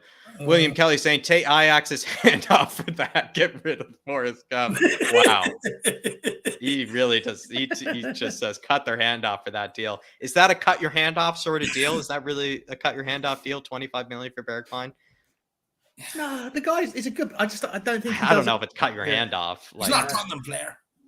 He's not. He doesn't offer enough. He's good, but he's not great. We've already got players that do similar things that are better than him. Like, get your money back on him. See you later. Good luck. Good luck with your career, bro. But we paid 25, didn't we? We paid 25. Yeah. Paid 25. Wasted a couple of years of everyone's life. Yeah. 2 years that none of us are ever going to get back. Not Bergwijn, not the club, not Ajax, nobody. Oh, brilliant. The bottom dude is saying Conte wins the marathon, guaranteed. Great outside shout. Great outside shout. Great, trick answer, I would say. Yeah. Honestly, it wouldn't surprise me. Everyone else is dressed up in their gear, and then you just see this old man rock up, smaller than you are. And he just has an engine to burn it. Well, not a bad shout for Conte. You see him coming up. Maybe a couple of miles towards the end, full of sweat. Smiling. Loving life. Wearing his Sergio Tacchini top. Chasing Weeks. You see him chasing Weeks with a water bottle. William Kelly saying, I hit the wall. Still just looking at a treadmill. Big up, William Kelly. Big up, William Kelly. I do too, William. CCV saying, could you see someone who missed out on Chelsea buying us? Similar price, but Roman Abramovich doesn't own the stadium. Neither do we. It was in the news today that there was some guy, I think there's some sort of like Rupert in there, I'm not sure, but some US billionaire or whatever he may be, apparently he wanted to buy Tottenham in 2019. Todd Bowler is the guy who owns, I think it's the LA Dodgers. And he was one of the shortlist. This is why I forgot to say it earlier. All the people who feel how they feel about Daniel Levy. Unfortunately, being the bearer of bad news, now that the Russian money and anything that coming out of that area is all embargoed, sanctioned. Yeah. We spoke about this a few weeks ago. If it ever happened with Russia and Ukraine, then all bets are off. That entire slice of the potential buyer pie has gone. Yeah. And Todd Bowler, who was one of the parties who was interested in Tottenham, he's now part of a consortium that are the highest likely buyer of Chelsea. That's another guy who was in the very thin shortlist of people that could afford Tottenham. He's more likely now to go and do something else with the 90-year-old billionaire with Chelsea. So I feel like, guys, we need to get comfy. I don't know who's left. The short list of people that would be interested in Tottenham has got very much shorter in the last month or last 2 weeks. So I just don't think don't get your hopes up. Big up Carter Vickers. CCV. Big up CCV. Absolute legend. But that's the end of the show, I would say, Dave. Pass it off on to you. I thought it was an absolute pleasure. Extra time was a lot of fun. It's good fun. A lot of really, really smorgasbord, sort of questions today. We were all over the place, with every single topic. But I think, Matt, Sean, Dave, I think you all handled it quite well. So I would say credit to you all. But passing it off to you, Dave. No, big up. Just want to say to Neo, meow. Don't cry. Honestly, make sure. I actually want to see you there at the West Ham game with your RSPCA sign. And everything else. So I'm going to be standing there with cats triggering you. You're going to have a cardboard cut out of a cat. Please don't attack me. But yeah, look, Sean, where can people find you, my man? Spurs Talk Show, Dave. Thanks for having me on, guys. Spurs Talk Show, guys, if you haven't already, I know most of the people in the comments, I know I've seen you all, so I'm sure anyone who wanted to by now would have. But if you haven't already and you don't mind, even if you hate me as a content person, I just, never got to come and check me out, but just it would really help. Show me some love if you wouldn't mind, just by clicking that little button. And then I'll leave you all alone. But Spurs Talk Show is where you can find me. That was the worst plug I've ever heard. But Sean, everybody, here's the link to Sean's channel. I'm pretty sure a lot of people really liked what Sean had to say, especially when it came to some of the more difficult questions. And so if you feel like wow, maybe that guy can, answer some of the tougher stuff that he gets on the shows like this. You'd probably be quite surprised at what he could probably answer on his own channel. And also as well, he does really prepare for a lot of his shows, which I would say is something that Dave and I know really do admire as well. But everybody do head on over to Sean's channel. I would say that was the shittiest plug ever. I'm super tired now. That's yeah, fair. I'll let it pass. Sean has been an absolute breath of fresh air to the community. He could have very easily come into this community, just talking like every other fan is talking, but he hasn't. He's come in with his own values, his own beliefs, his own opinions, and he's stuck to them, which has not been an easy time to do. A very intelligent guy and a great listen. I know he says he doesn't really care too much about his channel, but I know he does. So everybody do get over there and smash that subscribe button. Let's get him to 1K. New subscribers here every time we put out a show. So then new subscribers should be straight over there to subscribe as well. Absolutely. Thanks, guys. Appreciate it, Sean. Or Dave, beautifully put. But everybody head on over to Can Sean's. Can you do my plug every time, Dave, instead? No problem. No problem. We won't if you do it that way, Sean. It's just going to have to be that way every time. You can give the very, very extremely modest plug, and then we'll just butter you up after. But William Kelly saying that's why that lady said 3 out of 4 years, boys, dig in, time to hunker down in the trenches. Next 3 to 4 years, Sean, do you feel like we'll be in a better place? Like, could we maybe be at the light at the end of the tunnel? 3 to 4 years, is that where the light is? Yeah, I think.